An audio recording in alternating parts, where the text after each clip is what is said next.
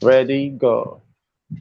Okay, good evening, everyone. Thank you so much for joining us. We are glad to have you. We are excited that you're part of this evening, and we are here just to gist. Amazingly, we have two other counselors who are on ground right now. Others will be joining us as the show goes on, as the show right on. But we have Mercy Grace, simply MMG. And she's joining us from another time zone. Yes, MMG is joining us from the UK. She's joining us from Winter, and we are having Dr. Triple A, aka no Reverend Adeni Atiba, aka Dr. Triple A, and Reverend is joining So, us from the Hamatan region. Why? yes. Yes, why MMG is joining us from the winter The region. winter. The difference is that one has dust while the other one has snow, right? And both of Both of them them are are cold. powder. Both of them are powder. Yes, interestingly, yes, exactly. Different types of powder. One has Yeah. one has one has Yeah. white powder. One has One white has brown powder, powder. while the other one has brown powder. But it's fine. It's cool. It's fine and cool to see that okay, we are all here together, and the purpose is simple. We want to see how we could help everybody understand things better and get things Yeah. better and address this topic. Before we came live, I was looking at. I decided to start a little bit discussion on this on WhatsApp to Mm. actually for us to see how this thing is, right? There's this belief. I'm talking now to let's start with MMG. There's this belief out there, and there's this concept out there that we have that women should marry men who are of a higher social class. That is, women should marry men who are richer than them, more influential than them, more powerful than them, and women should find men who are also stronger than them. So we get to only find women wanting a man who is taller, who is cuter, right? And of course, who still has some of the dough, right? And to me, Mm-hmm. this is okay. I feel this is okay. I do not see anything wrong with this, interestingly. I do not. I support it big time. And I support it big D. That's me. But I don't know, what's your take on it? Do you support it? Is it something that you advise women to do to marry upwards? I would only advise a woman to marry upwards if she Hmm. herself is financially independent. Because financial independence does not mean you have to have £1 million in the bank account or you have to have 100,000 naira in your bank account. But financial Mm. independence is being able to say, I have these skills, I have these skills, and I have these skills, Yep. and I can do A, B, C at different points in time. Because when Yeah. you marry up without that ability to be financially independent, you Hmm. are literally giving yourself to almost a master slavery situation. It doesn't happen all the Okay. time. It doesn't Okay. happen all the time, but you need to be able to be financially responsible for yourself because it also helps you have less of a sense of entitlement when you marry up. Okay. And it also has gives your man that eye opening that okay, my woman has her own thing going, so he cannot say to you that oh, because of he's the main earner, you have to stay home and look after the kids, Mm. even though that's not what you want to do. So Mhm. I always advise women to make sure that they are financially independent and mentally independent too, if you're going to marry Okay. up. Otherwise, Yeah. you're shooting yourself in the foot. Okay. Okay. That's nice. That's cool. Let me come to Dr. Triple A. Dr. Triple A, what do you have to say regarding women marrying up? What is your suggestion on that? Well, I'd always said this that there's nothing wrong with a woman marrying up, right? Okay. The only thing I've always said, or I've Mm. always, said is that the fact that she's marrying marrying up, sorry, or marrying somebody that's cuter, more handsome, more powerful, more richer, has greater social status, you know, it's cooler emotionally, does not mean that the marriage will work. Oh. Let me be straight. That's true. That's true. That does not mean the marriage will work. For me, I'd always said that the marriage working is my own goal. It's not about whether somebody is richer than the other or something or all those things. While it is good, for a lady to marry into class, to marry into wealth, to marry into social security and all those things, this is it. I've noticed most of the time that when a woman marries with that sense of, okay, I'm being dependent on my guy, it often always has issues. You know, say for any time that the guy now has issues, and maybe he has a bit of financial fallout, then there's a problem. If by any chance if the guy is like the cool guy who does not get angry, the day he loses it, guess what happens? She's like, no, I want to go back to my mama's house. So you understand? I mean, you know, as if you get it. As if the guy is a perfect guy, as if the guy, you know, just fell straight from heaven, as if the guy is an angel, you know. So that's the reason why, you see, what causes divorce is unmet expectation. That's true, yeah. Right? Yeah. So on the side, so that's the thing. That's why I feel that it's just safer, right? Let both of them be financially okay. Let both of them be emotionally stable. You get? Let both of them. I get that. You know, that's my own. That's just my own. You know, I'm sure we're going to still talk more about it. I don't want to spill all the time. You know, the thing about it is that I've had attacks on this particular matter, and it's okay for everyone not to agree with me, but I am still that old school traditional person, and I want people to understand it this way. I'm still that old school traditional person that believes that a woman should be a stay-at-home mom, right? And the man should be the one going out there to work. The way I see it from that perspective is something simple, because now I'll be coming to Teacher Ada, who is also joining us from the winter region. Where's Apostle? Welcome. I thought I saw Apostle a while ago. So, because I'm going to come to Teacher Ada. Yeah. Right? You want to say something, Ada? Yeah, I said I couldn't get a mind. I'm so sorry I had to bring my entire family in place of Apostle here. I couldn't get a minder, so I just had to mind my business myself. We're enjoying the baby. Don't worry. Go ahead. We are all pro families. So we are all pro family and pro marriage, and the good thing about it is that we are not talking about sex or something that is above their age. So we are very sure we will not be abusing him or violating his morality. So he's safe. He's very safe. So I see it like the way I see it now is like football. You know, FIFA World Cup is still on. So I see it like football. Yeah. There should be attacker and there should be defender. There should be a goalkeeper, somebody who is always at the goal, protecting the goal. And I see the home and I see the family as a goalpost.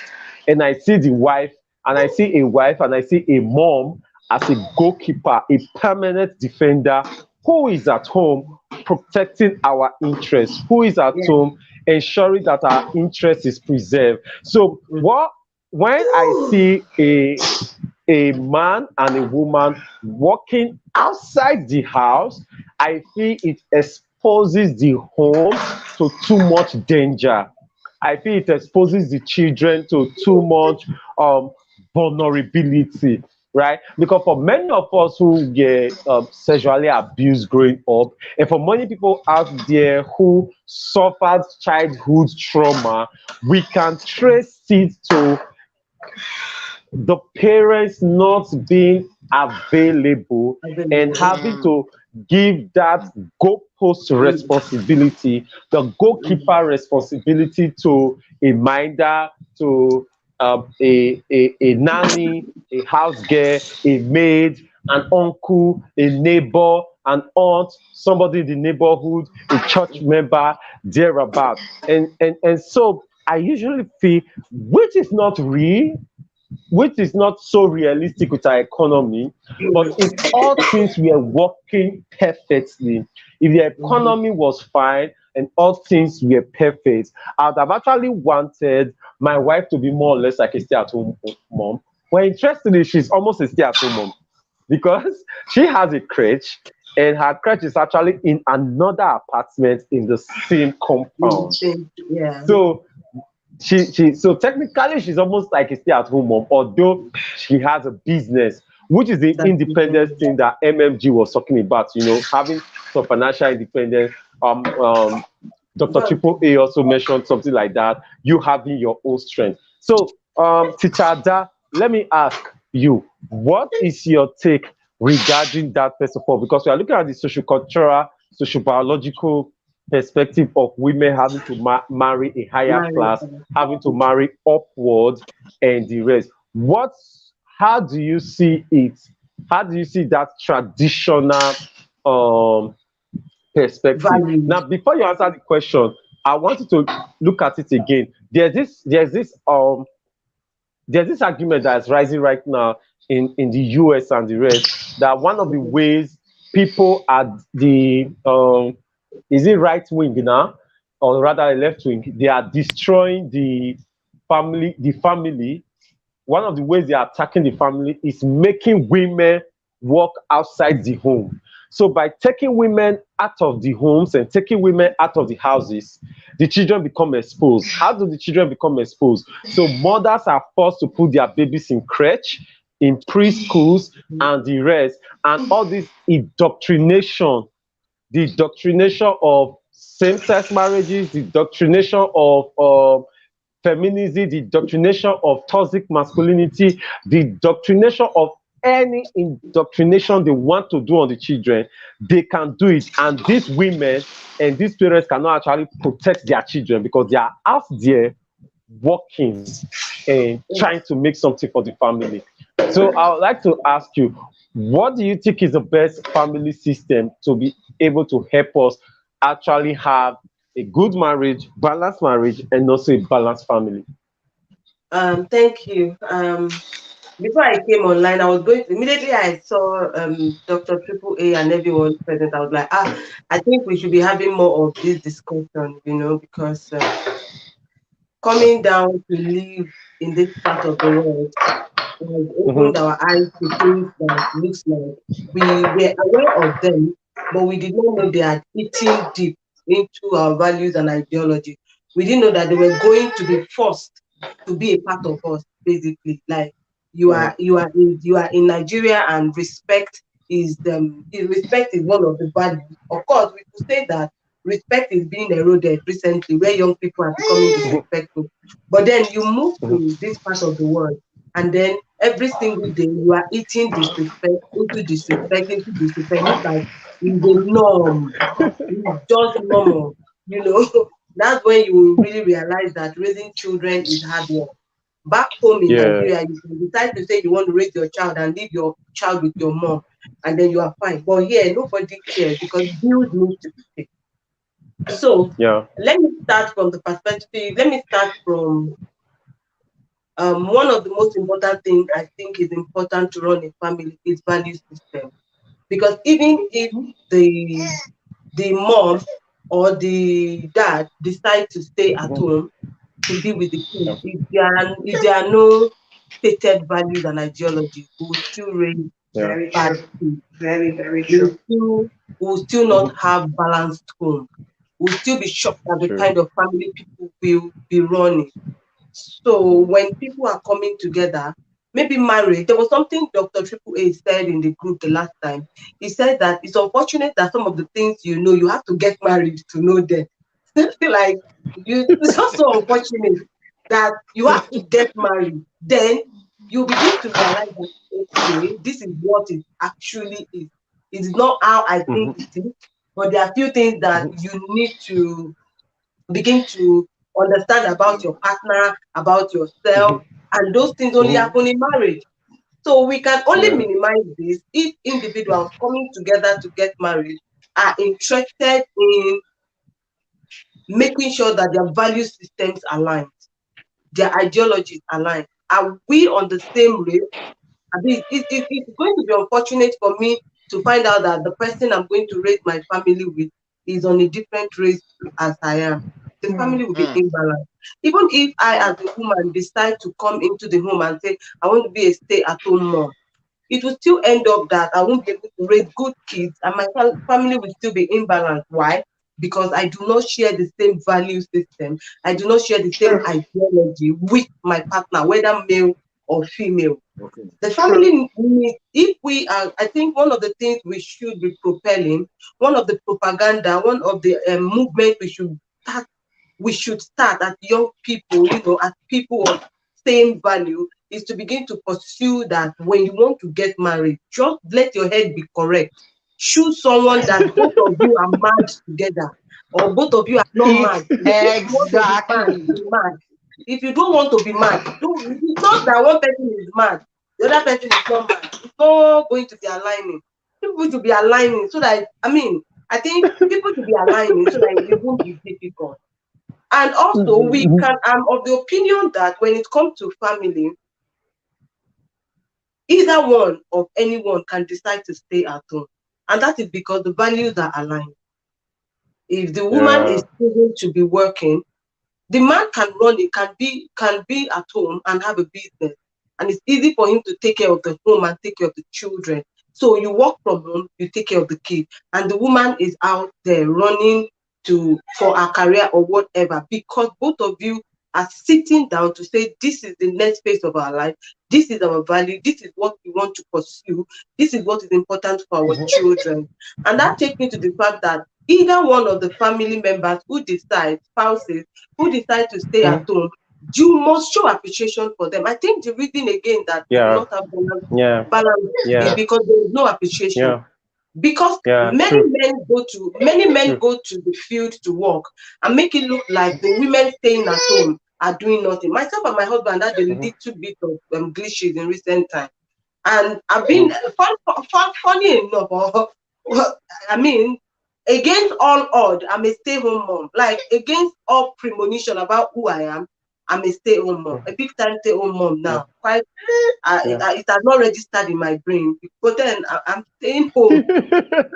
It's not working. Like, it's not me. It's not what I envisioned, but I'm a stay-home mom, and that is what is needed for my family. So one time, my husband came home and says that, you did not even cook since morning. Hey, that one word, I opened dictionary. I was so angry. Do you think I've been playing? I'm dealing with a young man here. He wants my attention. As he wants my attention, you come home to a clean home. You come home to a blessed home. I pray for you. And then because I'm unable to cook, because things were over the edge for me, I was too busy. You feel that I was doing nothing. You think I've been doing nothing. I think we had a bit of that glitch. I don't know if he now understands. I don't know that, but I believe I made my point to him that no, either one of us are not doing anyone a favor. You are working for the home. The woman is working for the home. Traditionally, because men were deemed to be stronger, women were seen to be the weaker vessel. I think that is why we had the traditional layout of, okay, women stay at home, take care of the home, culture the home while the men are working. And it feels like women were built to do what? To have innate ability to take care of their home and train their kids. And that is why they are being told to be at home. This is fine. If anyone is going to go traditionally on it, that's fine. As far as the two persons involved are saying, this is what we want to do, this is our value, this is our ideology, this is how we want to go about our life, and this is what we want to achieve. I feel a lot of people are getting married because it looks like we love the ring on us. we just want to finger, oh, you want to be able to show that you have where's my ring? Where's my ring? Do you know the reason I wore my ring today? I've not worn it for about 2 months now. It's because I'm coming on this live show. And I feel we are discussing marriage and something. I felt I needed to have the ring on so that they will know I'm actually married. It's not as if one boy is disturbing me. I'm not or, I'm married.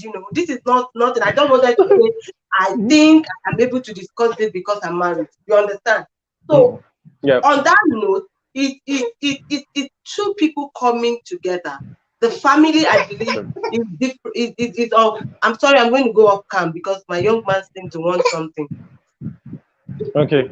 So that's fine. Right on. It's quite unfortunate that people come together because they feel they want what they want for their life is to be able to say, I am Mrs. So. I am Mrs. So they do not have plan.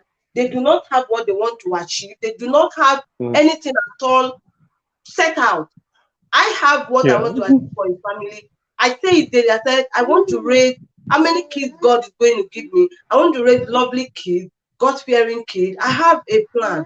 And I believe my husband also aligns with that plan with me, because that is why we are running to make sure that our kids are doing, exceptionally well. So anyone, especially when you come to this western part of the world, men are doing exceptionally well raising their kids.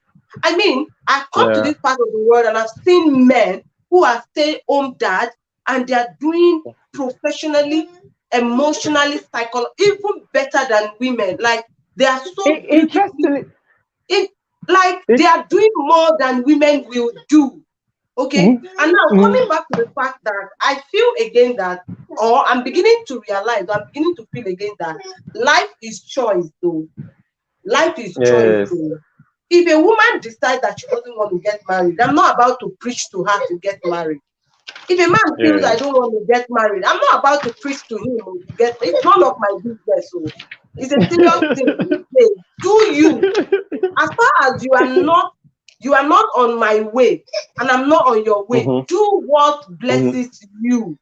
You understand? So let me end it here by saying that, because I see myself, I wanted to delve into the idea of marrying up, but then let me just wait first and come back to this before and go back to you before I come back to this idea of marrying up, because my mouth is been crashing me to talk about this marrying up and about my own idea on it. But let me finish this family question by saying that individual families should have their individual need, individual wants, individual ideology, individual value system that works just like Atiba said. Yes, according to their belief system. Yes. But I feel that the standard is that at least a parent must be home at one time or the other to take care of the kids. This cannot be shelved. If you see what is happening to kids these days, you had better be home with your children. You don't want to come home one day and your son will tell you, I think I'm gay.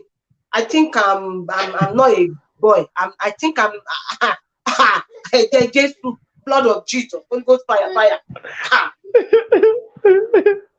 Okay, that's fine. Thank you so much for doing that. When you're talking about men who are doing amazing things with taking care of children, I think MMG on her Facebook, she has been sharing about her guy and how he gets to take care of relatives and the kids of relatives and the kids of friends, right? And for someone like me, several years ago, maybe 2005 thereabout, I planned and I said I was going to be a stay-at-home dad. It did not make sense. It was not the norm at that particular time. But I just felt I wanted to be a stay-at-home dad. That was more or less like my wiring. That's why I'm very close to my son, Akon, and also getting to be one of the most preferred parents for Killand, right? We know there's no bias. You don't love one kid more than the other, but we know one kid can decide to stick to you more than the other. Right? Some kids may be so clinging and what in Nigeria we call gum body than other kids. So let's see, coming to we've talked about homes generally, marriage generally, and we've talked about how value system affects all of this. Straight to the point right now. And let me start with MMG, then before I come to Dr. Triple A. MMG, unmute yourself, please. What do you think? Um, let's start with this. Do you think it is wrong for a lady to choose to marry a guy who she's richer than? To be honest, no, I don't think it's wrong. What I think the problem usually aligns in that aspect is find out, like Dr. Triple I said, do you share the same morals and values? From the very beginning, when I started dating Luke, I told him that I have millionaire goals, I have millionaire prophecies upon my life. I intend to travel the world. He was like, okay, I have no problem with that. Well, what will happen to our kids? I said, that is why we'll have the highest paid nanny. He said, okay, I would like to tag along now and again on your business trips. I said, you're welcome to. So from the very beginning, I told him, this is where I'm going. This is the nature of where I'm moving to. I'm one person that, because of I witnessed it firsthand with my mom and with a family friend, that I don't believe in stay-at-home moms. Because if you say you want to be a stay-at-home mom without any skill, you'll be so screwed if, God forbid, something happens to your finances as a couple, or something like illness or death happens. Death happened to mine, death happened to another person's own. And what happened was, my auntie became so dependent on my mom and helped people up till her children were finishing university. Like, she could not manage any business you gave her. She could not take a business and multiply it, triple it, and use it to make it big. Someone like my mom was very independent before she met my dad, because of the way her parents raised her. But my dad was very, I think it's a thing with Edo men where they like this stay-at-home notion, blah, blah, blah, especially rich Edo men that are comfortable. Let me add that addendum. So my dad frustrated a lot of my mom's plans for being her independent. Knowing how my mom is, that was just not possible. After my dad passed away, my mom was an island for years. She tried going back to selling things. It worked for a bit and she was just floating, and she was so bitter and angry because of the opportunity she wanted to take to use that my dad denied her of doing so.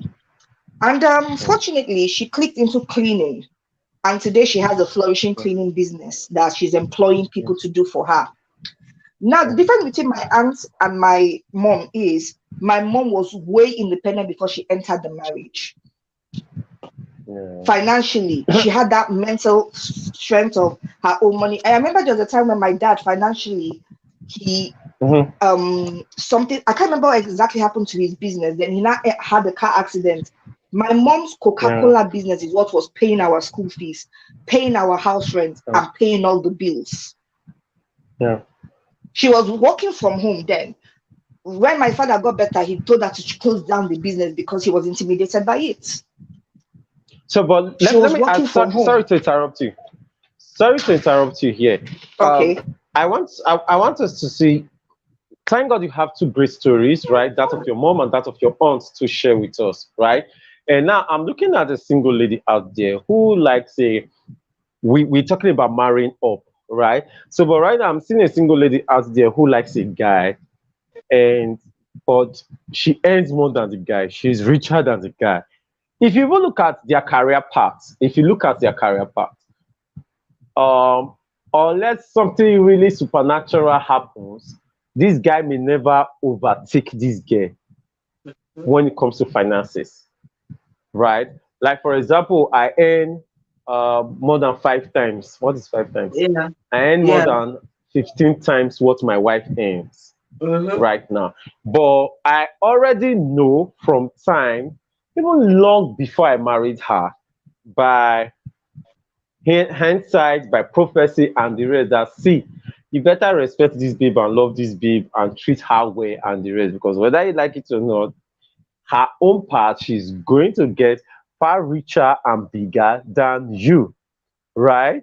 So I already have that kind of knowledge and that kind of understanding to know her own path is greater and brighter. My responsibility is to just be that good husband to her and that great father to the children. Although right now I earn more than 15 times what she earned thereabout.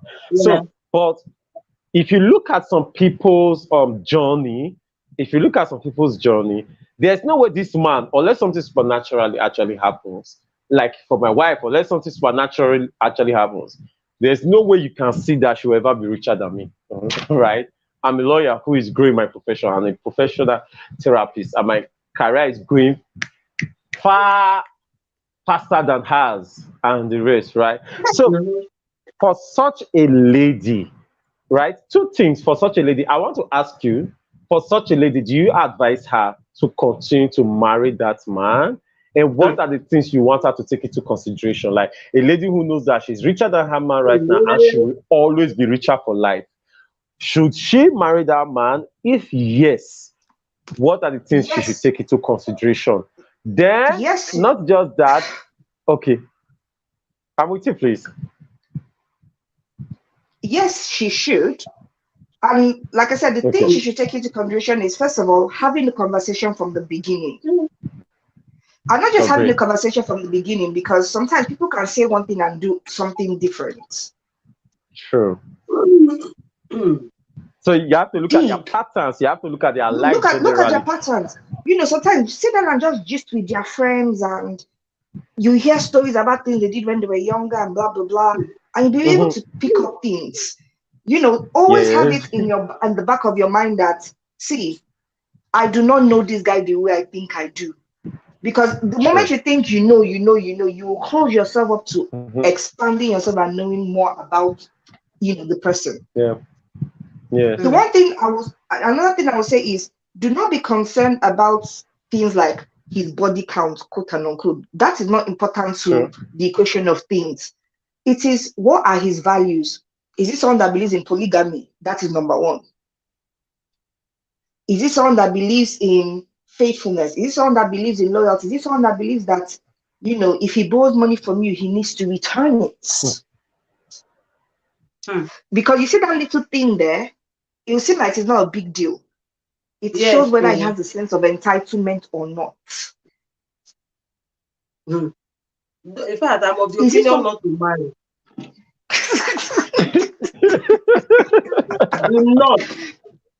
Do not. If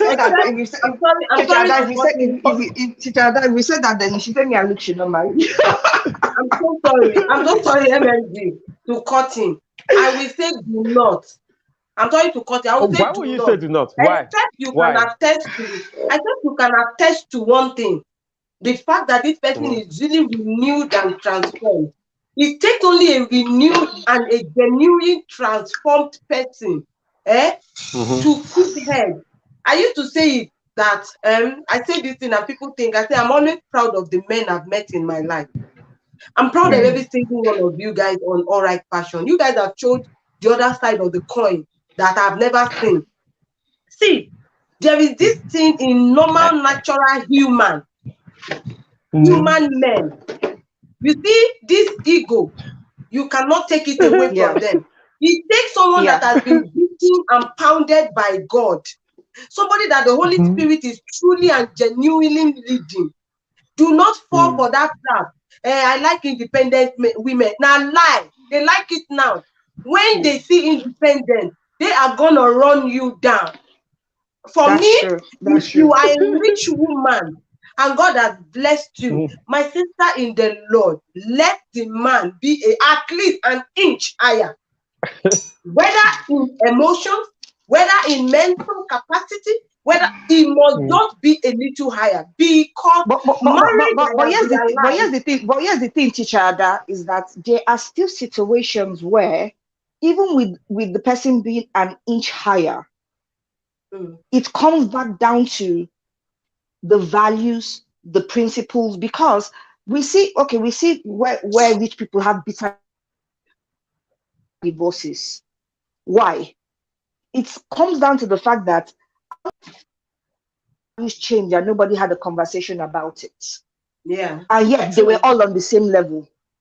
look at Melinda Gates and Bill Gates. At first, she was fine with him going to spend weekend with his ex-girlfriend. She was fine with it, but we don't know the in and outs of what led to the divorce. But we don't even know what that woman was doing. Nobody has exactly. So, but the thing is, from the very beginning, she accepted it. So even people on the same level, if you don't keep having those ongoing conversations when you think things are changing, dynamics are changing, principles. It's like you said, when you came to the UK, your dynamics changed. You now stay at home mom, husband is the one way to work, and then he says something such as, "Oh, you know what, Jimmy, day." So like, if you want to even make sure that sort of question doesn't repeat itself again, you book yourself a girl spa weekend. You leave him alone with the baby for a whole 24 hours. One whole 24 hours, and then the conversation sinks in. So you know that, okay, this new dynamics that has changed, it's sunk in. We'll not have a repeated conversation about it. So what happens is, if you are not having the conversations as the dynamics is changing, you will end up having problems. No matter the amount of money you have in the world. My sister, so no matter whether he's richer than you or you are richer than. Sis, my sister. So ever since Dr. Triple A, Dr. Triple A said something, and I am holding on to it. Teacher, that brought you the Benin part of her grandmother. Sis. Dr. Triple A said something. He said, unfortunately, and I wrote it down on my wall. I copied that thing, and I wrote it. I said, unfortunately. So that means they don't celebrate birthdays. And unfortunately, there are some dynamics that we never see after all the discussion. They only come out when you people have lived together. It's not because they are it's not because these men or we as women are changing. No, it is not because something is wrong with us. It's not because they want to lie to you. It's just that marriage brings out a part of us that we did not know that we have. Yeah. See, let me say, oh Jesus, it is well. I greet those who have gone 10 years ahead of us. I greet you people. I guess this is where I have the advantage, is the fact that Luke and I currently live together, and we've lived together now for almost 2 years. So that has helped us. There are days where I want to strangle him and chuck him through the window, and there are days where he wants to strangle me and chuck me through the window. But because we're already living together, it's helped us a great deal. Where he calls me a Tasmanian devil. But the dynamics, you've still not yet started experiencing the dynamics, and I'll tell you why. No, that's what I want to say. No, you see, the good, sorry, no verse to my brother. The good thing is that you are getting married, sis, in this Western part. You see, this our brother that we married from our side. This our brother that we married from our side. If they are not genuinely worked on by God, if they are not, see, we have conversations. There are conversations I had with my husband when I was getting married. There are conversations we sat and had together. My 5-year plan, my 6-year plan. Do you know, when I was marrying my husband, authentically, I thought he was a gentleman. I felt I was the crazy one. My sister, I'm too gentle now because everything comes with yes, sir. My marriage has to work. You don't understand. You see all the hot-headedness that I came with, all of it. When I come to this table, when I want to talk, I have to arrange the discussion. Yeah, same here. It's not because my husband does not. It's not because my husband does not love me, or because my husband does not understand me. But the dynamics of marriage brings the fact that someone is on. It does not. It's just necessary. Somebody is the head of the family. We had that conversation where we thought that no one is the head. We are partners. We are this. Are you serious? Are you serious? Dr. Triple A wants to come. Dr. Triple A wants to come. I want to jump in now. I've been listening and laughing and almost falling on my chair since. I want to come in and support my sister. You see, let me tell you the truth. I've come to it was like they poured cold water on my face, but I've come to a reality, and it's the truth. After 12 years, I'm telling you from observation and data that I discovered that the day you put the ring on one another's hand is the day you started your marriage. You see all those you're dating and courting, chunk it out of the window. It does not work until you are married. Though. Wait, you see all those discussions that come when children come in. You understand? You see all those discussions that you had before. It is now the integrity of the two of you that will make those discussions work. Exactly. Yeah. The fact that both of you are really people of integrity, and you are committed to to executing that plan. If one of you decides not to go along with that gentleman's agreement, there will be problems. So that's number one. So you understand? So we need to understand that look, that's the reason why for me, you see, like I said, it's not about the issue of the money alone. Yes, it's okay. Honestly, I want to be very rich so that I can take care of my family and undo my business. When I mean undo my business, I want to be a giver. I want to be a blessing to the world. I don't want to be a burden to anybody. That's why I want to be rich. Okay? I'm also in ministry. I want to be able to do ministry effortlessly. I don't want to have to look at somebody's hand before I do ministry. But let me tell you this. If my wife is richer than me, for me, I'm not worried. It's not, my own is God bless me so that I can fulfill my own end of the bargain. I can do my stuff. Do you understand? Now, recently we started having some discussions. I just said, you know what? Because I'm also of the point that women must be empowered. I believe strongly. See, I come from a family where I am the firstborn and the only son. I have 4 sisters after me. Every single one of them, on the day they get wedded, I sit them down early in the morning, and my conversation is very simple.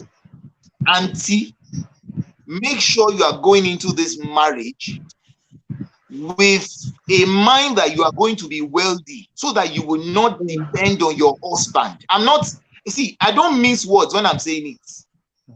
I don't want you to go and become a burden to your husband. I don't want a situation where your husband will think because he has more money than you, then you are at his mercy. You are now at his beck and call. Now he can just do anything he wants with you and all that. When you have money, you will have a voice in your home. There's a difference between a woman that has money. You see, this issue of submission, this issue of submission is another discussion. You are truly now saying that you want to submit. It's only when you have money and power. That's when we are talking submission. No? Exactly. You can't come and be saying that you want it. Do you understand? You say you want to submit and you don't have money like your husband. You don't have power. You don't have influence. You're not a boss lady and you're talking submission. I beg, leave that one. You are not you are not qualified. You are only qualified to talk. Honestly, you are only qualified to talk submission when you are powerful on your own. You have money. You have power. You are a boss lady. You are commanding people. When you speak outside, people are shaking. And then you now come to your house and your husband says, sit down. And hey, now we are talking submission. You want to travel to France. You want to travel to France in your private jet. And your husband is saying, don't go. And hey, now we are talking submission. Because you can go anytime you want. That's why we're talking submission now. So that is the reason why, see, I'm always for the ladies. I want them to be okay. I want them to be fine. I'll be very sincere with you. One day I had a discussion with my wife. It was a very, very sober discussion. And I want to share this. I told her at that time, and I was very sincere. I said at that point in time, I just felt like, I felt, I was scared. I said, if anything happened to me at that time, I told her bluntly, I said, look, I'm not sure you will be able to handle it financially at that time. This was some years ago. And I told her, I said, look, you know what? Let's work together. I need you to be financially okay. So that if anything happens, and she was like, no, nothing will happen to. I said, yes, me too. I'm not praying anything should happen to me. I'm just being realistic. I'm just being sincere. God forbid bad thing. If God said, I mean, what will happen to you and the kids? That's what I'm concerned about. We need to sort you out financially. And I'm glad to say, to the glory of God, that has changed significantly now. She's stronger. She's more financially, stable. Now she's running her own business. We're having a discussion, Barrister. All right, and I said we're talking, and he was asking about my wife. I said, she's busy, and I'm serious. She's busy all over the place. She branded this. Look at her job. Even the one I'm wearing, she's the one that made it. Do you understand? She's all over the place now, printing, doing stuff, and doing all those things. I'm proud of her. I can honestly say I'm proud of her. And that is what I want for every sister all over the world. You see, you're walking into a relationship. You should be balanced. Dr. Triple A, let me say that the reason you were able, and I'm proud of that. That's why I said I'm proud of every single one who is on All Right Passion, because I've seen men, and I know that you guys, the way you push for your women, I mean, you make it beautiful, and I'm proud of that, sincerely. Every single place I get to, I say, you see the All Right Passion men. No, I take no prisoner when I say that. No, these people are beautiful people. It was okay for you to do that because, of course, you were a step ahead of her.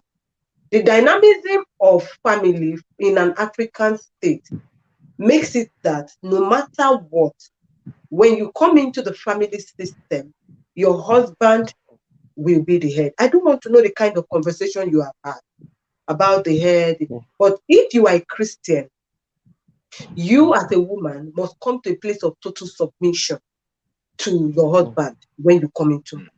And these are things that few singles will not understand. I did not understand that because I had people who know me know that I had my basic principles when it comes to marriage.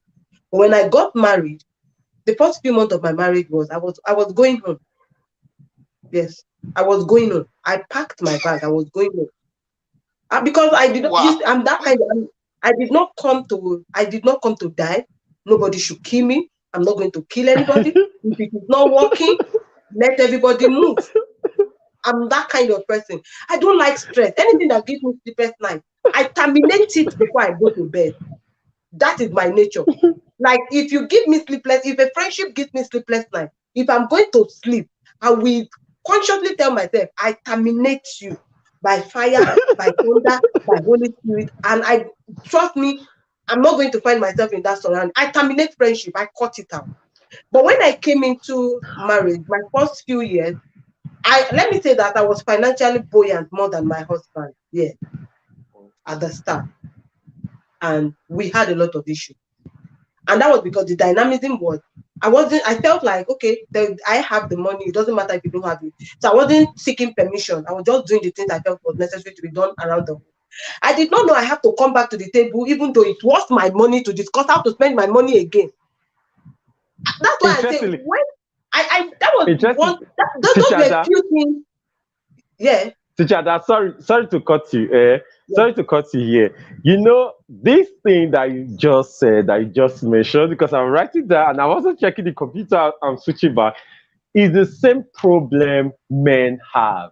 You know, because you feel you're rich, or because you feel you're the one who did the work, you are the one who earned this money, so you feel you can spend this money without having to bring it back to the table to discuss with your wife.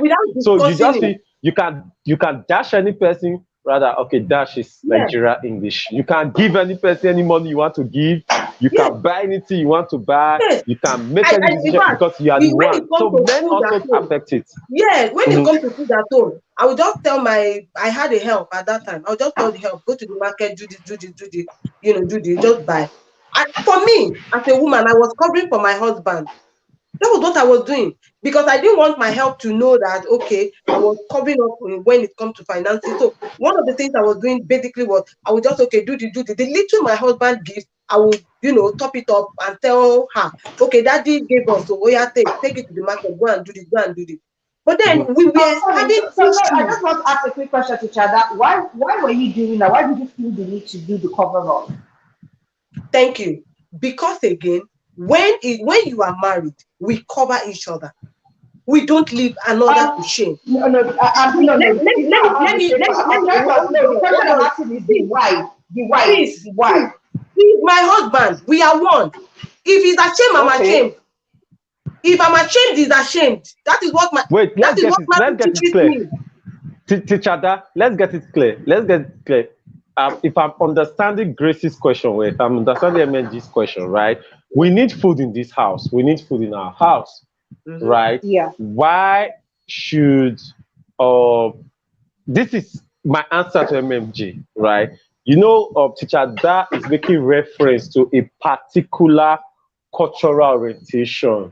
The particular Nigeria, Africa cultural orientation. That's what we said. Now we said we are grateful that you are in the West.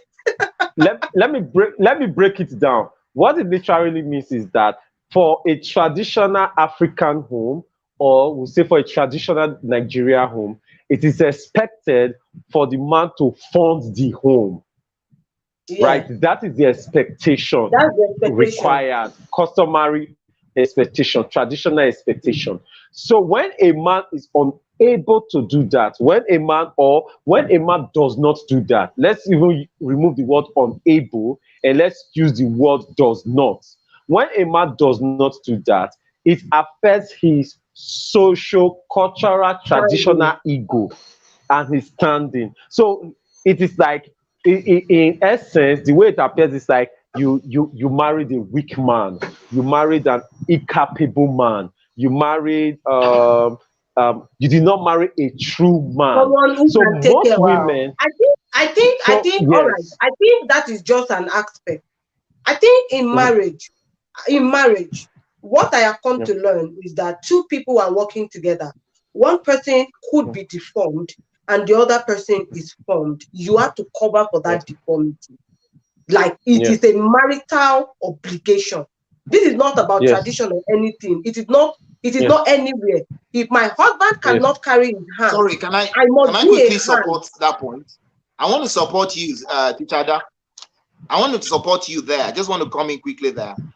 You ever seen the Chinese yin and yang before? Yeah. The Chinese yin and yang. Have you ever seen it before? There are two sides of a circle, right? Yes. There's white and there's black. Have you noticed that they fit perfectly into one another? That is the husband and the wife in a marriage. So what we're saying is that there are strengths to the guy that are weaknesses in the wife, and there's strengths in the wife that are weaknesses in the husband. When they come together, the strengths and the weaknesses disappear. Yes, it should. So if I'm smart, so if I'm smart, my weakness, most of the time I've seen this happen, I actually took my data and I discovered it to be so. The reason why you get angry with your husband on something is because what is your strength is his weakness. The reason why he gets angry at you on some issues is because those things are his strengths and they are your weaknesses. So guess what? Because we're a team, what now happens is, so what I often tell my wife is, so those things that you're complaining that I'm not doing, that you are doing perfectly well, those are your strengths, right? I'm not perfect. Let me come in there. Yeah. Let me come in there, right? Sorry for interrupting you. There's something I got, and I had to learn this. I had to master this. I'm saying this to Joy, and I'm also saying this to Dr. Triple A. I'm saying this to Teacher Dan and Dr. Triple A. MMG may not easily catch up, but you catch up that orientation, right? There were times that we were very down financially. You not say we were very down. I was the one that was very down. Right? So I was very down financially because, okay, I'm not on salary. So it is based on how the briefs come in and the rest. And those times, my wife had to be the one running the house, right? And it took me a lot of emotional mastery to realize that no, she was not helping me. She was not covering me. She was funding her home, right? It took me a lot is what I can't is what I can't deal with, because when yes, Luke says to me, babe, I will be shot this month. You will need to support me with XYZ. And I said to him, that's fine, I'm good for it. Or this is what I can do, but I won't be able to do that. So because it's the same thing I saw with my parents, where it got to a point where my mom stopped the covering. Because the covering meant that, the covering meant that she ended up shortchanging herself. Yes. And then when she then wanted to go on to continue to excel, my dad was like, no, don't do business, come and do business with me. And no. And I saw the end result when he died. I'm grateful now that my mom is balanced, she's financially great, even for the fact that she was financially independent before she entered the marriage, and she was highly skilled. My mother would have literally suffered like my auntie did, of depending on people and begging up and down. Let's not break it. Let's not break it down. Sorry, please. Before you come in, all right. Let me respond to that. Sis, there was something I wanted to drive into before Doctor spoke, and this is the case I want us to understand. This aspect, that is, when I spoke first, I said appreciation. What marriage is lack appreciation, and that is why we are all struggling to show that we are the one doing this. We are the one doing this. A beautiful marriage should be such that no one should know who is doing what, and no one should take the glory of one thing or the other. We have problems, and marriages are going to keep having problems because we have not learned to say, oh, I'm grateful that you are able to do this to cover for us. Even if all I did was to stay home with the kid, because you are at work, working, and I stayed home with your child, you should come home and say, thank you, darling, for doing that perfect job. It gave me peace. Of course. But because one person feels is doing better than the other, and one person feels that the one funding this than the other, that is why there's a tussle. That is why there's a struggle. That is why everybody is trying to show that I am also doing something. I don't think marriage, I don't think God intended. You know what? Honestly, when I got married, we came to I came, one of the values I told myself as a single lady is, I will cover for my husband. I will. I am proud to say I will do it. I will do it anywhere. If he's unable to do something, he has an inability somewhere, I will cover. I will not bring him out. I will not say, oh, yes, did not do that. No, I will not chastise him before people. I will cover for him. That was my value as a single lady. But my sister, the day my husband messes up that grace, I will be in the disgrace by the grace of the Lord. I will bring it to the altar of the Lord, and I will take, yes, I will bring it. He knows me. But that's the value I propel to do. So on those attitudes, when I was busy covering and I was not doing it, he felt I was trampling on his ego as a man because I had money. What he was thinking all of the time was, because my business is not doing well, is the one, that's why. So when my husband had little money and he could have used the money because I bought something, I've gone to the market and stuff that, he will also go to the market and just to show that I'm also a man, I'm bringing something new. He did not understand that line. Which is not his fault. Because I wasn't communicating at that point. Yes, and the culture was also making him feel like you have to do something. Whereas the person is dealing with does not even care. Let us eat is the most important thing to me. It was more important to him that he was the provider. And so we had an issue. When we came to the UK, and because of my values and what I wanted, he was the only one working. I couldn't work because of the childcare system over here. So I had to stay home with my child. When my mother-in-law was around, I was working, but then I had to stop working at some point to take care of the home and the child. And then, you know what somebody said to me one day? The person looked at me and said, oh, you are just enjoying. Your husband is paying your school fee. Your husband is taking care of the home. For 1 minute, I wanted to call the person back and tell the person, my dear, my husband did not pay my school fee. I, Udokujo Ada, paid my school fee by myself with my own money from my business from Nigeria. But then I felt like I don't owe her that explanation. You don't owe her that explanation. I don't allow that stay. She's not going to come into my own. She's not. I don't know her. I only met her in church. She does not even have the right to come question me, to say I mean, we were just in a meeting, and the next thing, because she sees how I'm dressed, she sees how I do my thing, and then she was like, "Oh, you people are just enjoying. It's not like us that our husband are not even." You know, it would be for me to have said, no, you cannot think like that. But I didn't do that. Yes. I just allowed. I allowed this slide. Do you understand? It is now my husband's responsibility to now begin to appreciate what I do, to now begin to appreciate my sacrifices as a woman. It is now, if he's not doing it right, then that is where the problem begins to arise. Yeah. Where he is supposed to be doing, oh, thank you for the honor, thank you for this. I don't owe anybody outside. This is our marriage. It's not 3 people, it's 2 people. Yeah. It is own duty to now show me love, show me care. It is own duty to show me the attention needed, because he knows far beyond what people are seeing outside, I am doing more. Okay, the friction will now begin. The friction will begin if he doesn't do that. Now, it takes me back to that question. Sorry, because I don't want us to lose the track of the question we started with, which is marrying up. And this is not about empowering women.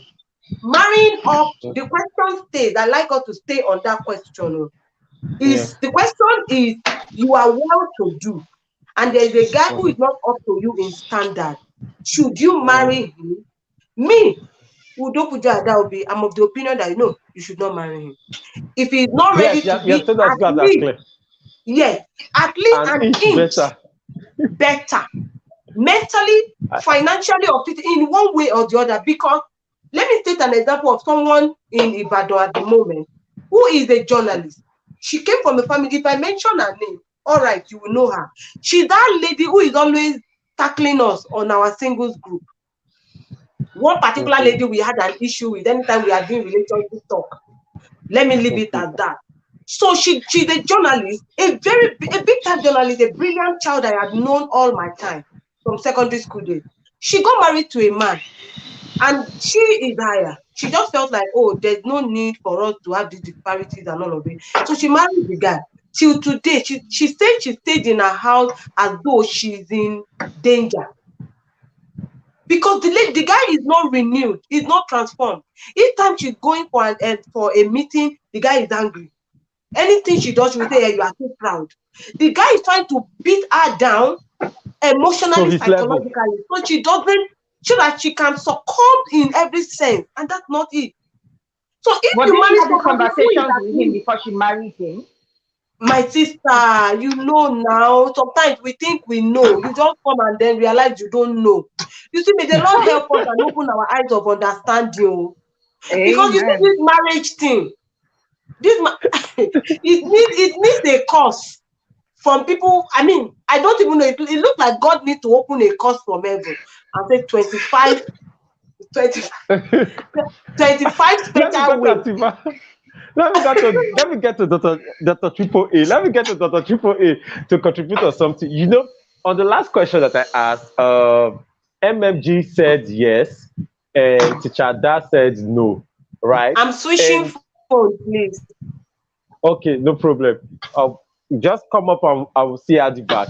Now, MMG said yes, Teacher Ada said no. And if you look at their yes and the reason for their yes and the reason for their no, you notice something, Dr. Triple A, that it is based on their sociocultural intelligence, right? So MMG is using her locality, her the social behavior of her locality, of the people in her locality, to make that decision to like. No, all right, no, not that though. It's actually the way my dad raised me. My dad raised us very Western, very Western. Okay. We didn't used to do cis bro in our house. That was foreign to me until I joined Nigeria Facebook. Okay. So that's great. And Teacher Ada brings a perspective, right?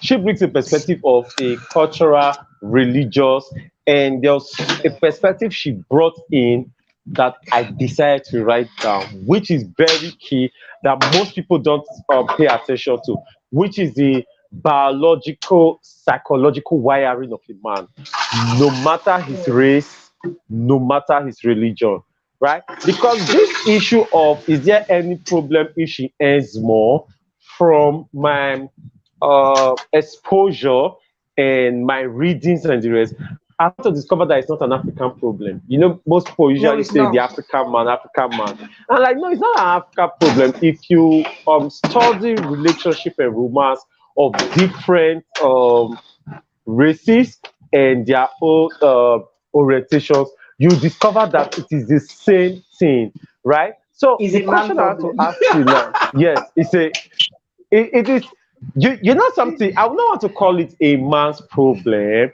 This is how I want to look at it. Every blessing, if not properly handled, if not balanced, can become a curse. Yeah. Every That's blessing, true. everything that is a curse out there, everything that is a curse out there, including all those village traditions and the rest. You know those village traditions, they were not created to punish any person or to create any evil. It was for good. That's true. But That's because true. it was taken out of context or it was not properly balanced or because it outlived its relevance, it became a curse. So that man problem, if you take away that man problem away, most men cannot be masculine. In fact, what makes us true men is our ego and our pride. If you take away our ego and you take away our pride, you will have 60 males everywhere. What makes me want to earn so much is that masculine desire to compete, that masculine desire to be the strongest in the pack, to be the wealthiest in the partnership. So if you take that ego and pride away, if you take that man issue away, we will not be men, right? So my question to Dr. Triple A is, as a man, like for example, I've already said it earlier on that right from time I always knew I was going to be a stay-at-home dad, and I always knew that my wife was going to be richer. I still have that picture very clear in my head. I can see it clearly. Two sides of those pictures, right? Very clearly. And I have things to remind me of them continuously that say in this life, know that your wife is going to be richer than you, and you are supposed to grow yourself to ensure that you don't hurt her and you don't destroy your marriage and destroy your family with an unbalanced masculinity, right? So MMG says yes, she does not see anything wrong with a woman marrying a man, with a woman marrying parallel or married downwards, right? She does not have an issue with a woman marrying parallel or married downwards. So, Dr. Triple A, to such men, to such masculine men, or rather, let me say properly, using the term Teacher Ada used, to such biological, psychological men who have this wiring from birth. It is not because they want to be bad, it's not because they want to be terrible, but we are wired to compete and to be at the top. So when we marry our wives, we will subconsciously want to compete to be richer than them, subconsciously want to compete to be socially higher than them, more influential than them, and the rest. And this could make us stop them from becoming who they ought to be.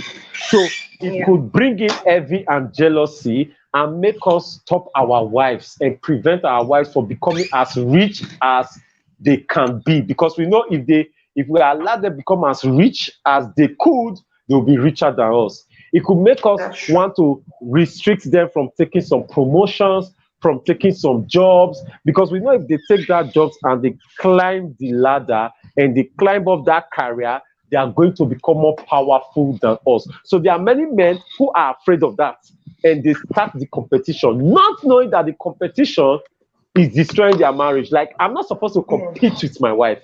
I'm supposed to compete with men and women out there, not internally. I'm not supposed to compete internally. I'm supposed to compete externally. So for such a man who is right now dating a woman that will be richer, more influential, more powerful? Or who is right now dating a woman who, as of today, is already higher than him? That biological, that psychological default man, what would be your advice to him? Okay. All right. So there are many things that are running through my mind. I'm going to touch them quickly. Number one, let me start with the disruption. If a man is not able to provide for his family, does that make him the tail of the family or still the head of the family?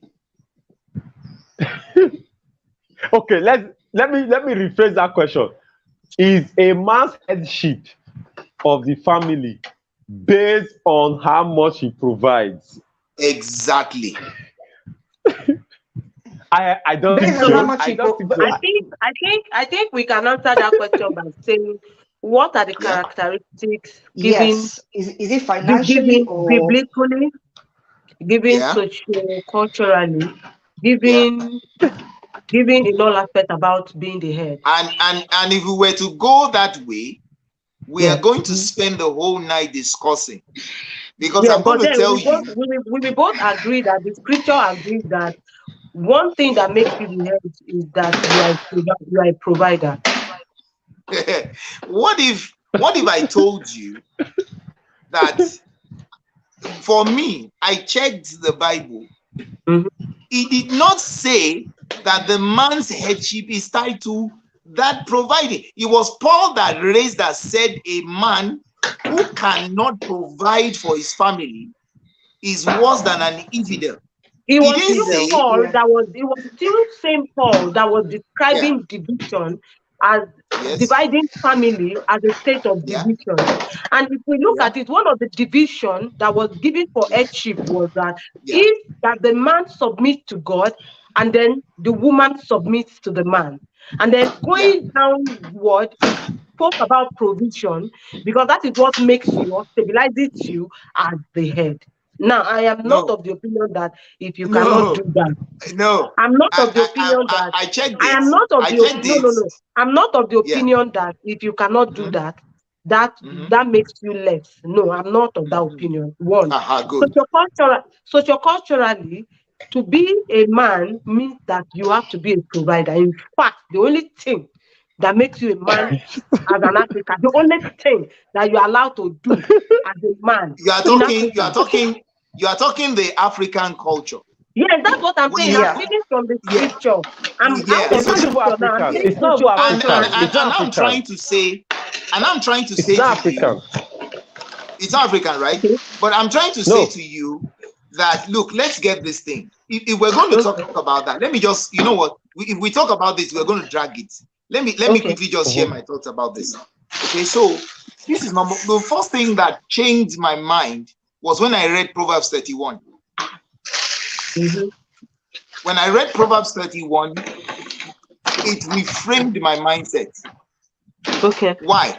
Because if you read it in all the versions, and I intentionally took time to read all the versions, I now saw that if you see the role of that woman in that Proverbs 31, what she did to her family, you will see that, in fact, the man's success, in fact, the way he was perceived socially was because of her. His wife's wealth. And it was not that the man was not wealthy, but the woman's influence alone, that the fact that she was strong as a person, that gave a boost to the husband's status in public. Yeah. Do you understand what I'm saying? So that changed things for me because I saw, and this is, understand who wrote Proverbs 31. It was the story that King Lemuel, the Bible didn't say it was Solomon. It said Lemuel, his mother shared that with him. Right? So it was a lesson to learn. Now, let me quickly land because I don't want to talk too much. It's the fact that, look, when I started asking myself, does the yes, he should provide. So if his wife is earning more than him, it boosts his status. In fact, As far as I'm concerned, that is exactly what Proverbs 31 was saying. If your wife is rich, don't say category. Come on now. What are you saying here? You are the husband. What's your problem? You are the husband of the CEO. Do you know why you understand? Do you know why you understand that, sir? Yes. Do you know why you understand that, sir? Because your mind is regenerated.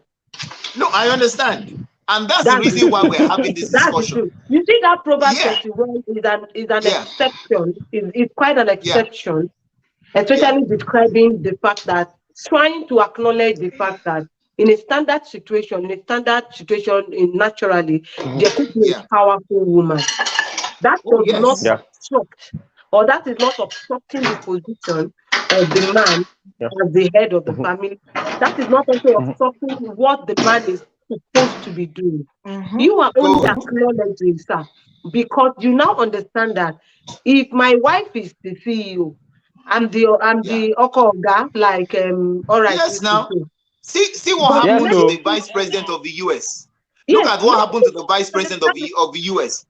And a mind that is not generated will not, that is not regenerated, rather, that has not gone through schooling, that the Holy Spirit has not consciously worked on. Sir, one of the problems women in career are having, one of the problems that rich single women are having, one of the problems that women who are on top, who are doing better, are having today, is because the mindset of the people they married or they will be married cannot capture the relevancy of what you are saying, sir.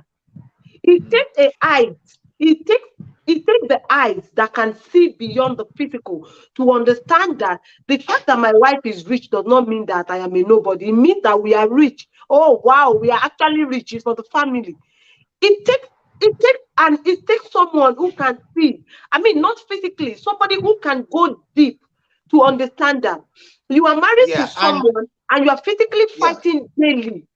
You know, a lot of women out there cannot declare their earnings to their husband. Can I say this? Let me quickly come in and say that is exactly why we're having these discussions.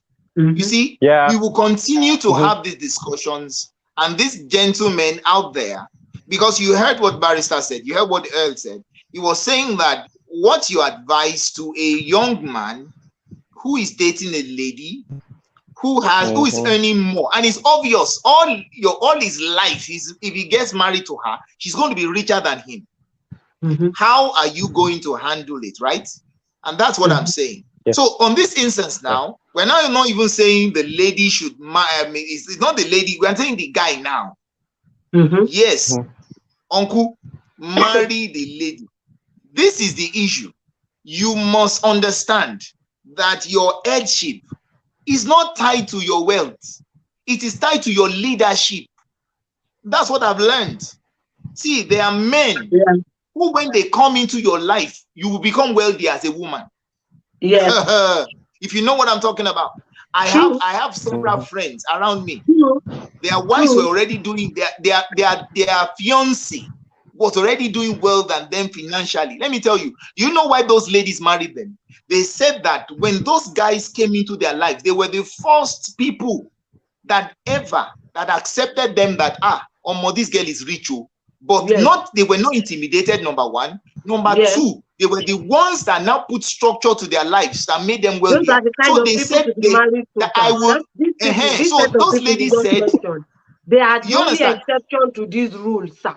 Do you understand? No, but that's what we are saying. We are trying to teach. We're trying to teach. Yes, we understand. We're now trying to say to the other men out there that look, the fact that the woman is wealthy and rich, let me tell you something, and I'll be sincere with you. I've come to accept. Look, I can say this with all sense of humility. I'm a highly intelligent person. I'm highly intelligent. But I've discovered that there are areas in my life that I'm also incredibly stupid. Everybody has that part of them. Do you understand? Now, guess what? In those areas, I have come to acknowledge that my wife is extremely intelligent in those areas more than me. When we first got married, there were those things I would just feel like you are 100%, you are 360 degree. Now lie. Madam will say, Uncle, don't do this thing. I will say, no. What are you saying? And then, and I would do then, I will enter one chance. I will enter into trouble. And I learned by experience that, when she's speaking in those areas, let me shut up. See, all my thinking shuts down immediately she's talking, because I have come to understand that she's a master in those areas. So this is the thing. There is no perfect. That's why, as a man, you must understand this. Your headship is not tied to money or wealth or all these things. It is tied to leadership. I advise the ladies, marry a guy who can lead you. Let us now look at leadership. Leadership means that somebody who has a vision, not just for you, but not for himself, because that's selfish thing. That's a selfish lifestyle. But he has a vision for you too. His future has you. You are in the picture of his future. So if a man has a woman in the picture of his future, guess what? He's going to work with her to take her along to that future. So women should marry a guy who is a leader naturally, somebody who is driving always for success for the people around him. He will see a guy who. That's why I say that he should marry a man who has a pattern. Let me come in there. Let me come in there too. You see, this is your money.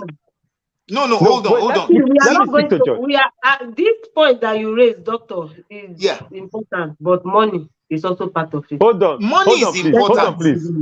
Hold on, please. Let me say something before I bring in Dr. Triple A to continue. And I want to say this to there are people that have leadership instinct and have money. Dr. Ada, let me say this to you. And have money. There are people that have good manners and have money. Let me say this to you, Teacher Ada. The blessing of the Lord maketh rich and added no sorrow. Right? Now, it is He that gives us the power to make wealth. Right? Those two prophecies, those two scriptural provisions, and every other scriptural provisions in the Bible, I want to ask you, are they gender-based or they are for all humanity? All humanity is me now. All. Good. It means that there is no spiritual rule that says that a man or men will always be richer than women. There's no spiritual rule regarding that. No. There's no spiritual rule. We are only saying that now there is no grace. I am only of no grace. Yes, I'm still coming down to that. So it also means that there is no rule, there's no spiritual rule that says that in a marriage, the man must be the one that carries the higher grace of prosperity. No. Good. See, now we are not talking about that the men should not have money. We are not talking, our conversation today is not that men should not have money. Our conversation is that what if I am rich and I'm boxed up, but my wife is richer? You are mixing it all up. This is what I'm saying. Okay. Yeah. I want us to stay on this discussion. I'm not talking about other things. I'm talking about for richer ladies. For richer ladies. Yes. Ladies who that's what I'm telling you. That's career. That's what I'm telling Dr. Triple A. It's just an opinion. It's okay. That's what I'm telling Dr. Triple A. I'm telling Dr. Triple A right now. Yeah. I'm telling Dr. Triple A right now because your own counsel is that if you are a lady and you are richer than a guy, do not marry the guy. That's your own counsel. Right? But the only exception. But you know that. No, let's not put the exception now. Let's not put the exception now. Let's not put the exception now. There could be an exception. But let's not put it. Doctor said something. There is. There's an exception, but let's not put the exception. Yes, please. Let's not put the exception first. Let's just leave it at that general rule. Yes, now, please. That's your general rule. You know that even with the exception or without the exception, not every lady will follow it. You know, we are that's why I said as counselors. It's my opinion. Yes, as counselors, we give advice, but not everybody follows our advice. So this is what I'm now saying now. If as a lady is richer and a lady wants to marry this guy, I'm telling Dr. Triple A right now to advise the guy. I'm telling Dr. Triple A to advise a guy a lady who is richer, a lady who is richer, a lady who is more successful, a lady who has more financial grace, a lady who has more financial anointing, a lady who has more financial exposure. Now, let's assume you are richer than I am, right? Like, for example, even when you were in Nigeria, you were richer than me, right? So let's assume when you were in Nigeria, for example, you decide to say you wanted to marry, all right. Now I'm telling Dr. Triple A, advise this guy that is having a richer lady who wants to marry him.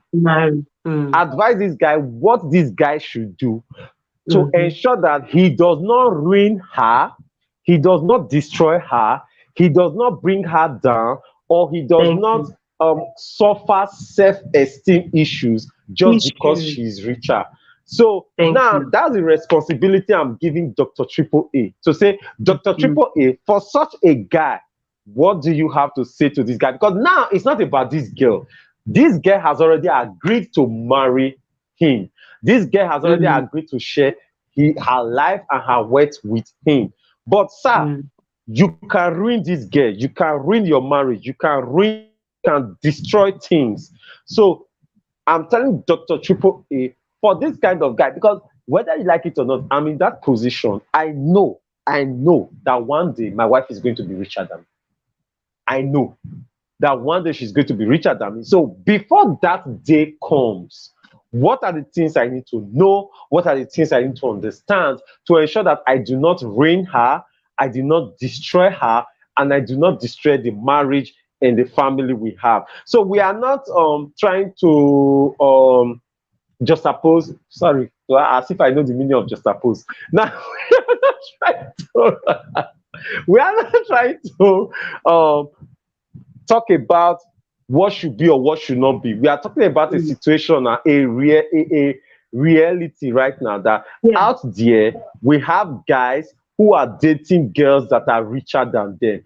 Their guy that is dating a girl that is richer, what should you take note? So that's the responsibility I'm giving to Dr. Atiba right now. So everything Dr. Atiba is going to be saying and everything Dr. Atiba will be saying is addressing that boy. Yes. So if you want to contribute, also contribute advising that guy what that guy should do to ensure that he does not ruin this girl and to ensure he does not destroy what they have just because he's trying to compete with his wife.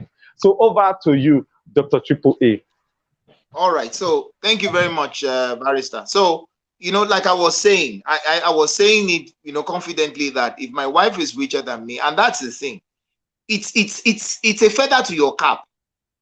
It's a feather. You see, I love my Igbo brothers. You know why? The Igbo guy will wear shorts. His wife will wear the richest, the most expensive wear. And she's walking in front. And the guy is, sorry, see my money, see what my money do. You see, he's pointing and saying, see, madam, they will buy the most expensive car, give it to their wives, and the guy will be riding Okada. I don't know whether you understand what I'm talking about. Yes, his pride is in the fact. Do you understand? Do you understand? His pride is in the fact that, see this woman.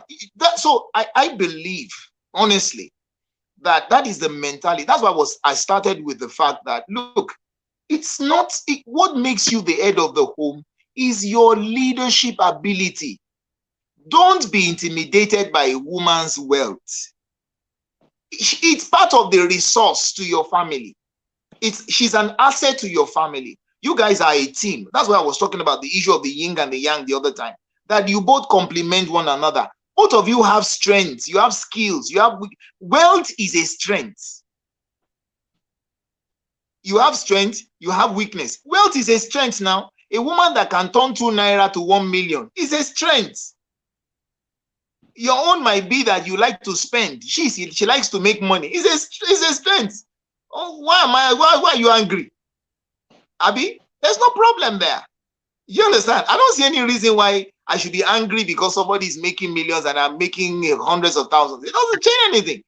We are a team. We're working together. What I really don't like, and I'm starting to see a trend amongst the young men of today, is that a lot of them who actually now say, okay, you know what, I'm even okay with it, is that a lot of them now, they become redundant in their own marriages. They refuse to now provide. When we mean provide, we are saying they don't want to contribute at all anymore. They say, let her be doing it. No. If you are going to, if the money is 100%, if all you can contribute is 20%, let your 20% be consistent. That's what we're talking about. And with your 20%, put your heart into the whole matter. Love your wife. Love your family. Don't reduce your capacity. Don't reduce your capacity. Don't refuse to grow because you have a more successful woman. Because of that. Exactly. Do you understand? I've seen guys, when they marry their wives, the wives were far richer than them. But when they got married, they were what? They also became rich. So much that some of them even became richer times 4, more than their wives. They did not reduce their wives' wealth too. It was they that caught up and overtook. Because you see, wealth is a platform. Wealth gives you, it's a platform. It gives you opportunity to become greater in life if you know what you are doing. If my wife was a daughter of Dangote, I will not be where I am today. That's the truth. Because I will bring all my common sense and all my hustling spirit and all my intelligence. The wealth will be a platform for me to launch higher. Do you understand? So there's nothing wrong with you marrying a woman that's richer than you. Just make sure, my philosophy is, be a blessing, not a body. Make sure that you are a blessing. Yeah. As a way of advice for such situation, number one, my question to that guy would be, do you have the capacity? Of course. One, do you have the capacity to handle someone? This is not about your wife. Do you have the capacity to handle someone who is ahead of you? Do you have the capacity to marry that person knowing fully? What do you mean by handle? What do you mean by handle? Because some people may think that handle means to. No, thank you. Handle, because some people's way of handling, they become dictators. By handle, I mean inner capacity. Sorry, can we use the word? Why don't we use the word lead? Can you lead? Can you lead? I don't want to use lead. I want to use the word accept. Let's use the word accept. Can you accept? Lead is actually not coming to mind now, because lead is another aspect of this thing. One, do you have a capacity? Because even as friends, sometimes our friends are richer than us. We cannot handle the fact that they are richer. You know, you just can't handle it. Your body, they pepper you every single time. When you see them, you will eat. You are jealous of them.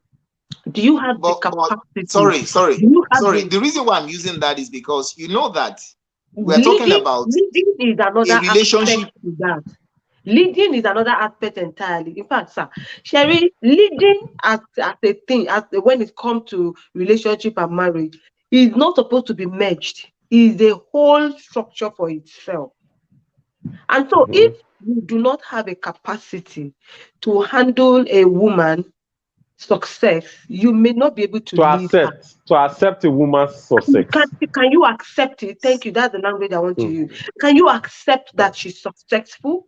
Can you accept that she may be successful than you are? Hey, this is not just lip services. This is something that you must check within you.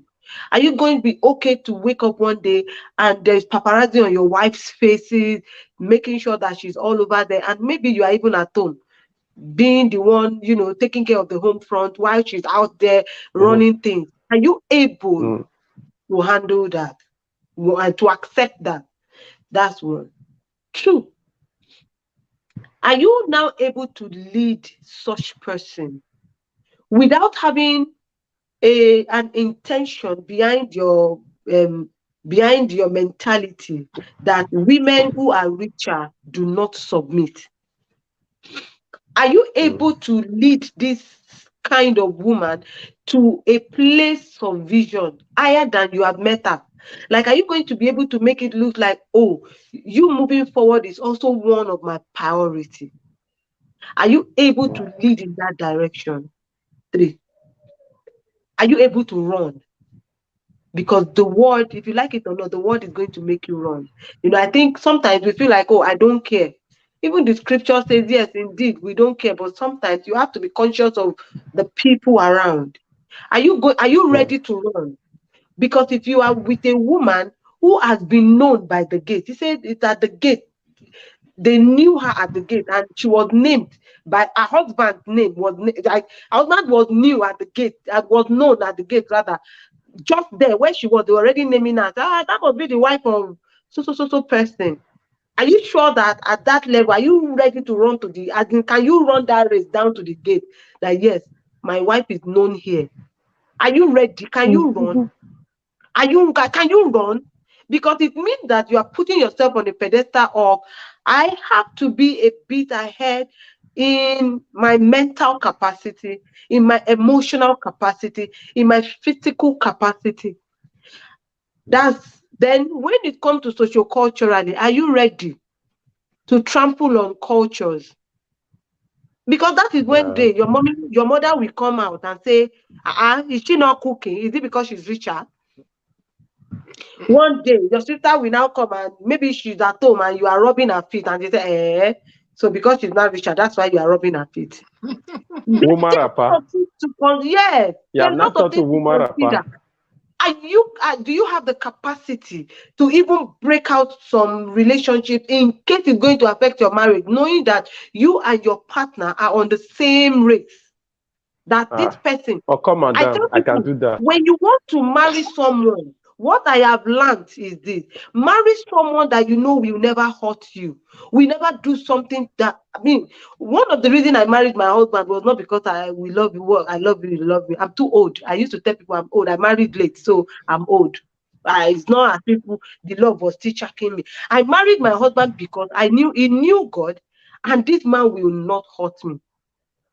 In fact, it was so important to me that this person will not hurt me. He will not do something outside, knowing well that he has a wife at home that will hurt me, because he knows God, because he loves God, and that transfers to the fact that he has the capacity to love me genuinely. Yes, his human nature can allow a few discrepancies where some of those few things can happen, but I can genuinely state that, oh, this person loves God, he loves me, and will not hurt me. Because sometimes when we delve into all this, I love you, I love you, I love you, at the end of the day, the love will go and reality will set in. Children will come in. People are making love will not work.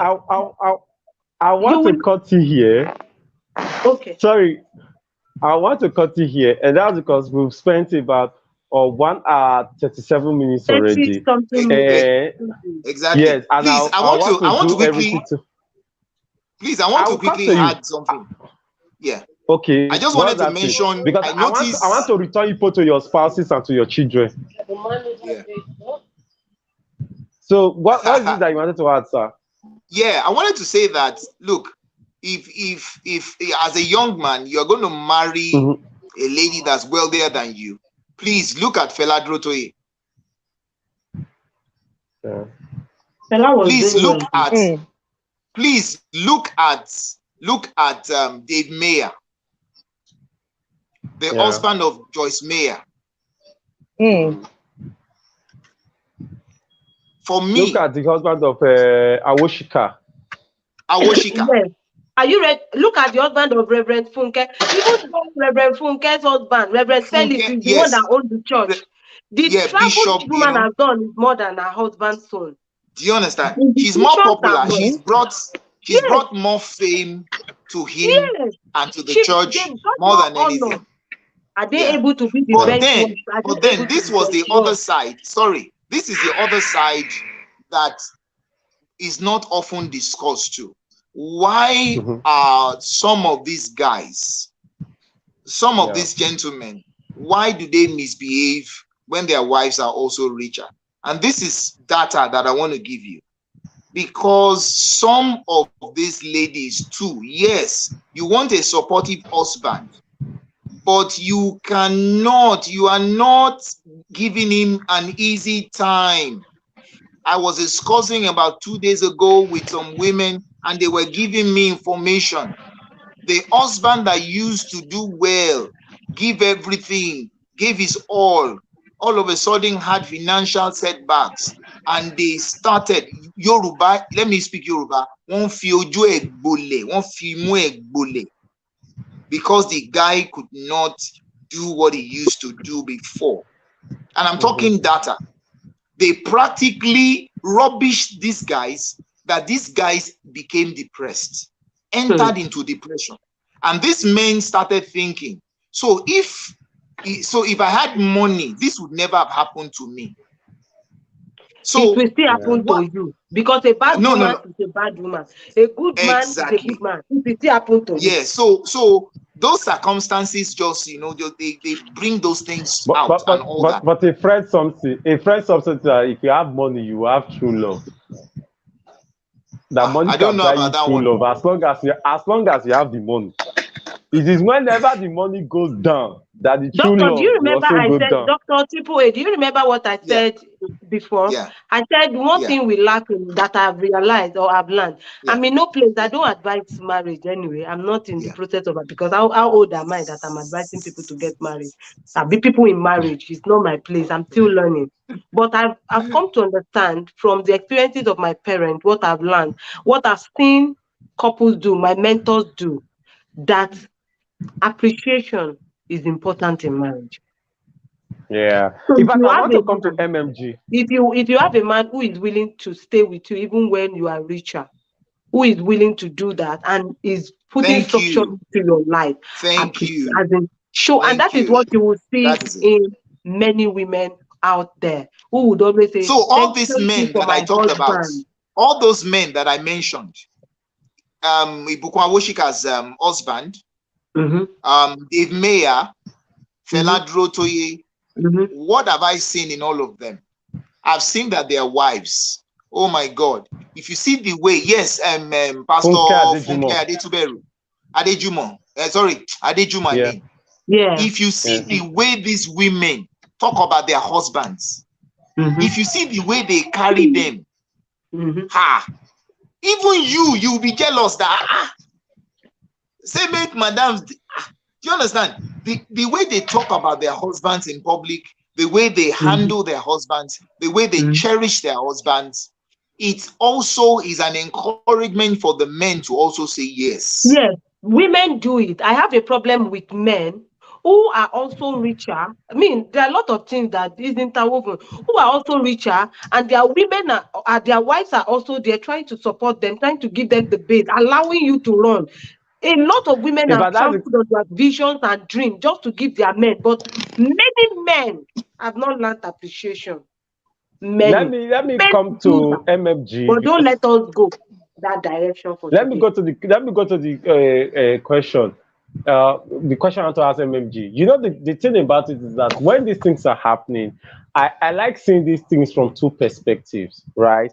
I try everything possible not to look at it from a gender perspective, right? But from a human perspective. I don't think of, like, for example, the appreciation thing we are looking at is not a gender thing. Men don't appreciate, women don't appreciate. Rather, in fact, it is humans don't appreciate. I like seeing it from the human perspective, right? And there's also the biological perspective. The biological perspective may be based on our own psychological wiring, right? The chemical activities, the hormonal activities in our brain, how it makes us respond to things and how it makes us respond to situations.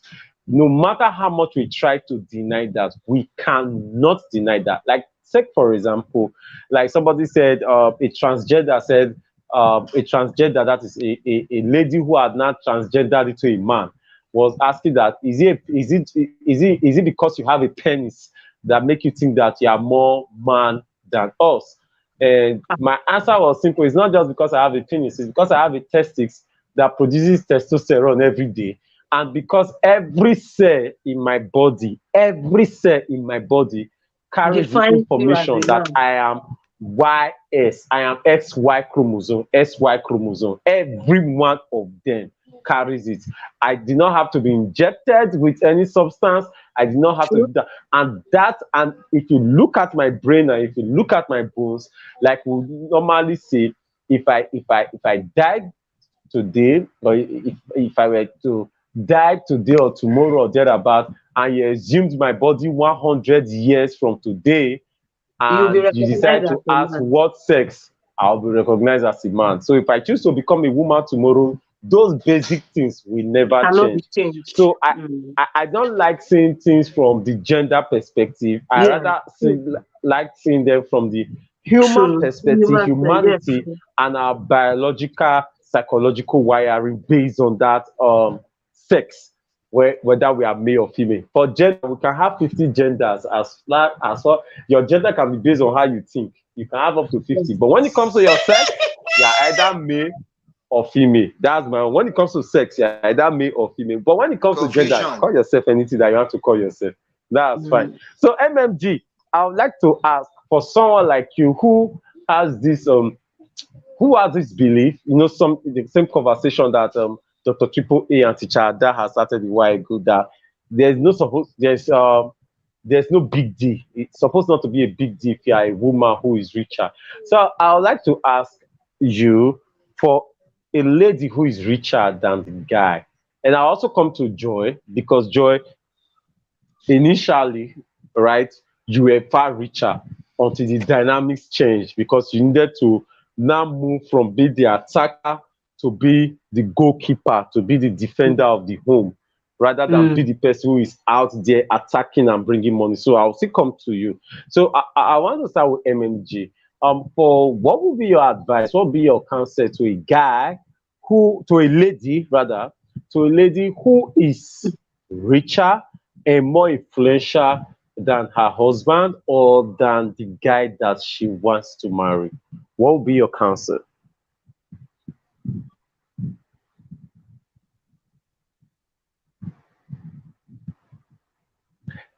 It's like MMG is far from her microphone. Yeah, muted Sorry, MMG, my but internet. Sorry, my internet went off. Oh, sorry for that. Did you get the question? No, I didn't get the question. So please, you have to repeat it.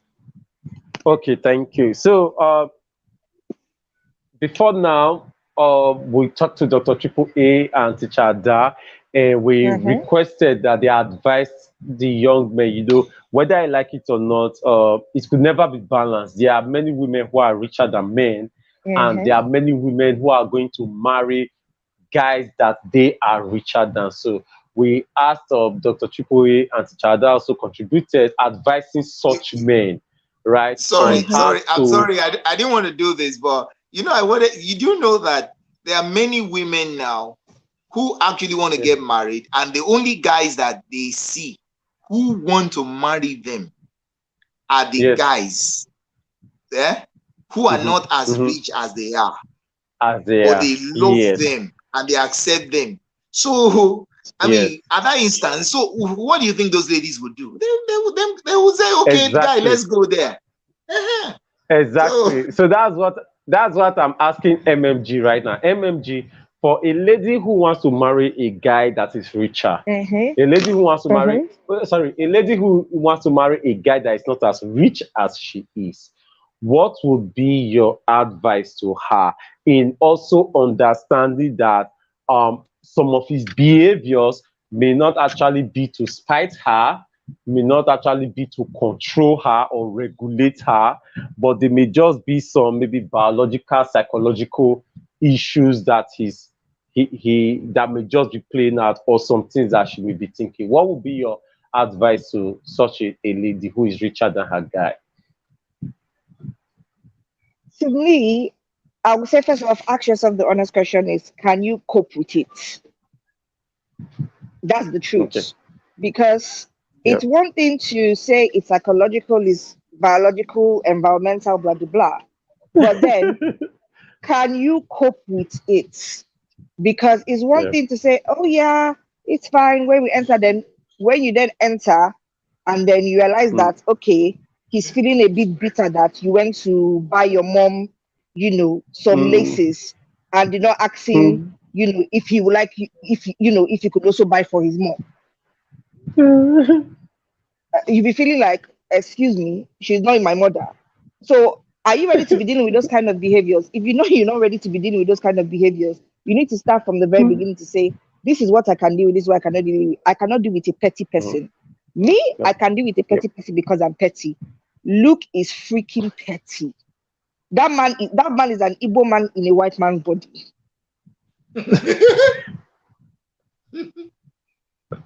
Honestly, I would say to him, look, come and give me XYZ. He'd be like, wait, Shebi still owe me £60 for the council tax. Collect it from the £60. And I've had to learn to throw my face and do some little gimmicks to make you go, okay, all right, I'll give you the cash instead. Contribute to the council tax when it's time for council tax payment. So I'm petty and I can deal with a petty man. Are you someone that, oh my gosh, you cannot do pettiness, you don't like drama, and you now want to go and be with a man that is petty? Yeah, he may love you, he may be supportive of your career, help you iron your dress in the morning before you go out, go on site with you. But if he's so petty that little things he either will do payback or his mouth will be sharp, can you deal with it? Luke can give me fire for fire, and he can throw me under the bus as much as I can throw him under the bus.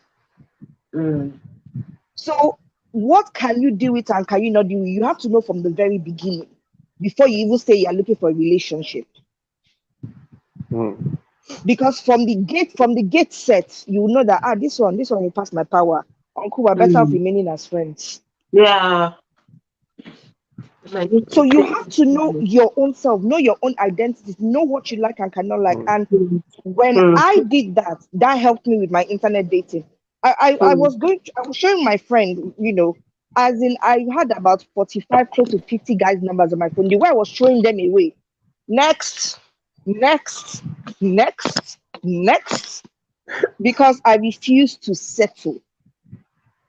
And I settled when I met Luke because, I wrote down on the list all the things I want in my man. And all of them, he has it there. Luke is not perfect. I don't call his flaws can become a strength depending on the situation, and his strength can become a flaw depending on the situation. Because I'm someone of the mindset that does not believe a flaw is negative and a strength is positive, because depending on the situation, it can flip. Yeah.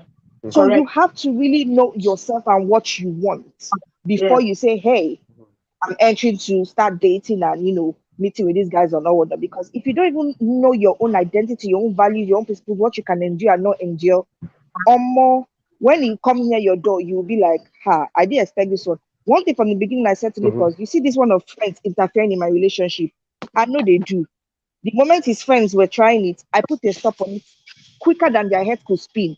In fact, as I'm talking to you now, there's one of them that is no longer talking to both of us because she disrespected me that her man came to disrespect me on top. And Luke cut out the two of them.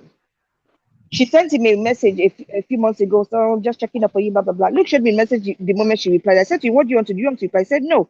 I said, very good. I said, how about being petty and, show the reading, and then she sees that it's already like, nah, I can't be bothered. I said, okay, I can't read them to make sure that it never crosses your mind to reply her, because sometimes it can be a softie in as much as it can be an Igbo man.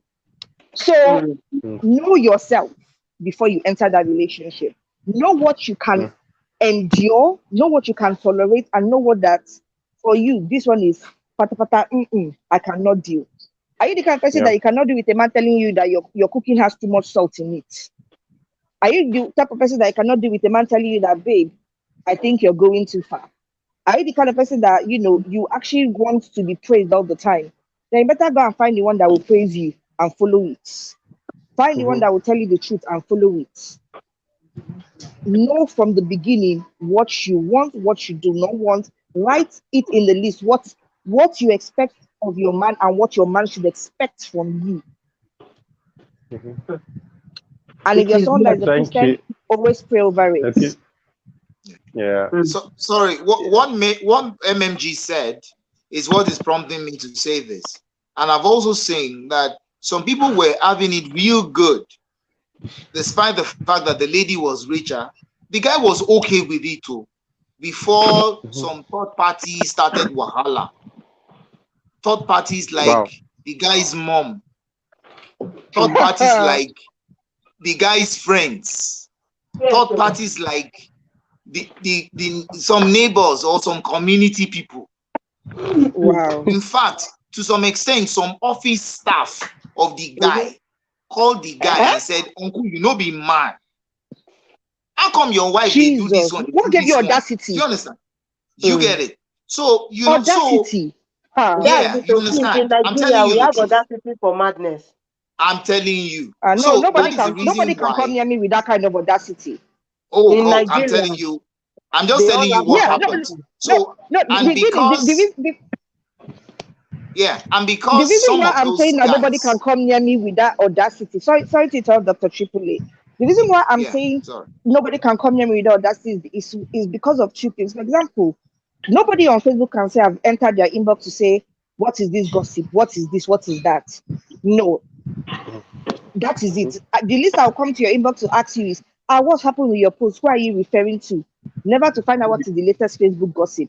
And because of that, people can really step into my inbox to talk rubbish. When I see people share some of the nonsense they receive in inbox, I cannot relate. I cannot relate because people do not try that near me. You know. Yeah, but because the boundaries are put. Oh yeah, no. See, the fact that you put boundaries in this part of the world does not mean that some of them still will not come up and say to you, crosses. They will still jump the fence. You understand what I'm saying? So this is the problem. Yeah. So this is the problem here. Audacity. The A in audacity. No, they do that. They do that. Yeah. So this is what I'm saying now. Is that Mr. Man, I'm talking to the guy out there because I just sense in my spirit that there's somebody watching us right now that is happening to. Your home was fine, no, before all these people. You know, in Yoruba, we call them Anwelenu Boro.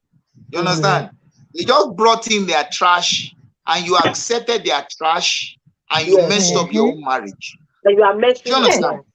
You messed up with your own hands. You were having it good. You were okay with your wife. You were okay with our success. You were okay. You accepted it. It was our success, not our success. Yeah. You understand? But because some people started saying one or two things, you now started, you started spoiling your own home. Uncle, wake up. Wake up. Wake up. Come back to your senses. Receive sense in Jesus' name. You understand? You understand? Be fine. Because that's the problem with a lot of men too. They were fine. And it also goes both ways too. The woman was fine with her husband. They were fine with they had an agreement. They were doing fine. And then some people started bringing in stories. There's an issue I'm handling presently. They call the young lady. She's richer than the guy. And they call the young lady. People, Nigerians, people, for God's sake. They called the young lady and they said, this your guy. He will be lazy. This one you are doing for him. He will not do anything for you. You will be the only one carrying the load. And then problems started in the relationship. And then I've been putting out fire. You were doing fine. Okay, so I don't keep people on tonight. Before all of this happened. Yeah. Sorry? All right, we're not complaining. Sorry, all right, we're not complaining. Don't worry. If we So my question is for you, for that guy you're dealing with. Was the guy already stepping up before that incident? For example, like helping her in his own way before the third party came and whispered in her ears? Yes, he was. Yes, he was. Yes, he was. To be candid, the only fault the guy had was that because of the same socio-cultural wiring that, he also had that, I'm supposed to do everything. So he was pushing himself. So there were some points where, beyond his limit. So he didn't communicate to the lady that there were some areas he was weak, I was not strong. So she was expecting that from him. Meanwhile, the guy was pushing and working hard and hustling and everything, but it was not like he was expecting. So he had already, you know, now Yoruba. You understand? And like I said, Dr. Triple A, there's nowhere spiritually that man has been graced more than woman. So there's nowhere spiritually, right? So for such a man, he may not have he may not be the person that have the special grace for. Say for example, my wife is a early years educator. She's a minder. She has been working with children for more than she has been working with children since 2012. But when it comes to our kids, I am better. With other people's children, that's her gifting and her calling. She's perfect. I can't deal with other people's children the way she does. But when it comes to our own children, I'm the one that has that special grace for attention, for time, for parenting, and the rest, right? So, such a man, his own may have been, instead of him just trying to do his best and knowing that, okay, in this marriage, what is my special grace? He decided to start competing with his wife. Remember what I said at the beginning? You are supposed to compete with outsiders. Do you know the interesting thing? With outsiders, not insiders. Yes. Thank you. Do you know the interesting thing? Do you know that this guy, he's very, very good with coordination, organization? This guy is perfect when it comes to helping this lady identify her life. You know what? She makes money, but she's scattered. This guy is so cool-headed that he can help her to, discover and then sort her out. What is that called structure? What is that called structure? So, thank you. So at the back, the guy is strong, and in the background, that lady can go anywhere. She can become anything with that guy in the background. I had to call both of them and tell them, I talk sense to both of them. So you better wake up. All this hearsay that you are hearing that wants to destroy you, you people, you have a strong probability of having a great marriage. So don't mess it up. Yep. Don't mess it up. Yep. That is one thing Luke and I do is with hearsay. Luke will actually come back at home and gist. You'll be like, babe, I have gist for you. I'll be like, oh, okay, yes, yeah. Can you tell me the gist? Can you tell me the gist? The gist is usually about something somebody said to him. Just once he was going out to drink with his friend and he was like, oh no, he's going to limit it to just two. They were like, oh, is it because of Mary? I only limited it to just two. Well, is she controlling you? I was like, no, she actually is not controlling me. I actually want to limit it to two, and that is it. Hello, if she was controlling me, would I have followed you to the casino to actually chill out with you? No. I was like, what did you say? I'm like, good. So literally, you cannot tell Luke hearsay and I will not find out. In fact, sometimes he will go to the toilet to give me the gist while he's still there. This thing about hearsay, it cannot destroy us because we gossiping about it with each other. I think just so that's the reason why there should be ground rules, and that's what we have. We had to agree on. So we have ground rules. Yeah. We have ground rules for handling those things. You know that, okay, you know what? So when we hear it, so whenever she tells me stuff or somebody tells me, in fact, it's going to a level where sincerely there's some things that I just tell her, you know what, I heard something, it's going to hurt you. Okay, so I'm not going to tell you the full gist, but I'm just going to tell you a part of it, right? Because I don't want you to be hurt, but I've handled it. Understand that I handled it. I got your back. It's sorted.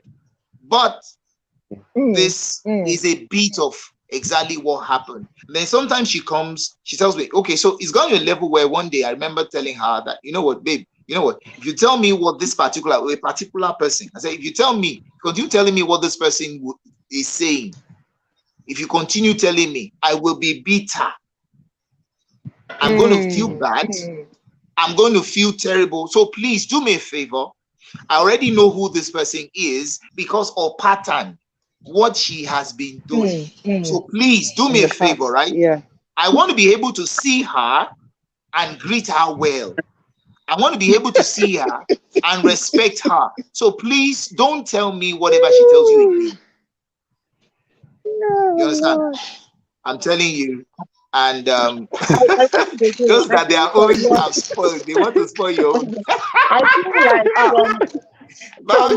like from what MMG says, I'm going to pick one thing that is important to me, because I'm always that person who feel like one of the most important thing to me is life experiences, true life experiences. I don't Thank like you, all these book experiences. I like people sharing real life, how you handled it. It happened to you, I bet it did not happen to you. How did you handle it? And that is the way I've been treating. That is the way I've been treating my girls.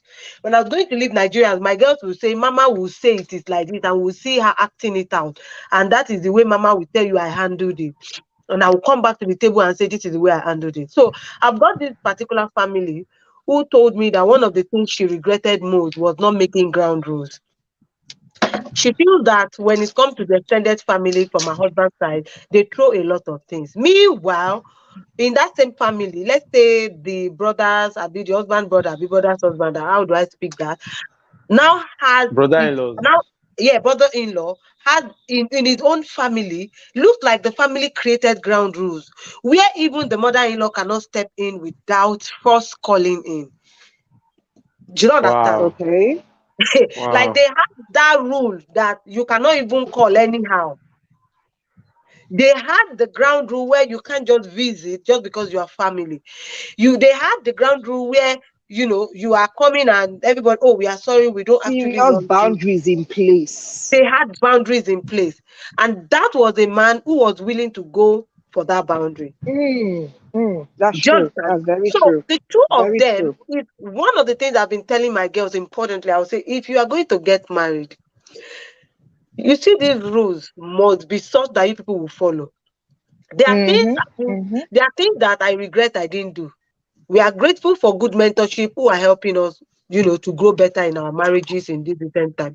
But I feel that if not because of the mentorship, if not because of what we had learned, if not because of the depth we have moved in, if not because of the Holy Spirit who keeps working in us daily, some of us would have packed up this thing called marriage. You just pack and say, "I beg, it's nothing." You come back and you explain to people, you say, it's looking as if it's not my I did not hear God well. thing. I did not hear God well. But the reason we constantly, every single day, you wake up in the morning, even when it looks like, okay, I'm finding it hard to breathe, but then you are moving it because you feel like, okay, I'm on a journey. The Holy Spirit is helping me. This is this, that is that. So two people coming together, as far as I am concerned, just like you have said, it's important that rules that must be placed on integrity, just like Dr. Matiba also said. Your integrity to make sure that you follow through those ground rules that we have come together. This is what we have chosen to do. And in the journey, this is what we must accomplish, basically. For me, tables turn. When we got here and my husband had to be the one working, the table turned. I found it hard to believe that I have to be at home. I had my baby, and for 3-4 months, I did not appreciate the fact that I had a child. I'm telling you the truth. I was going through depression back to back. I've not been on Facebook for almost a year. Because you could not work.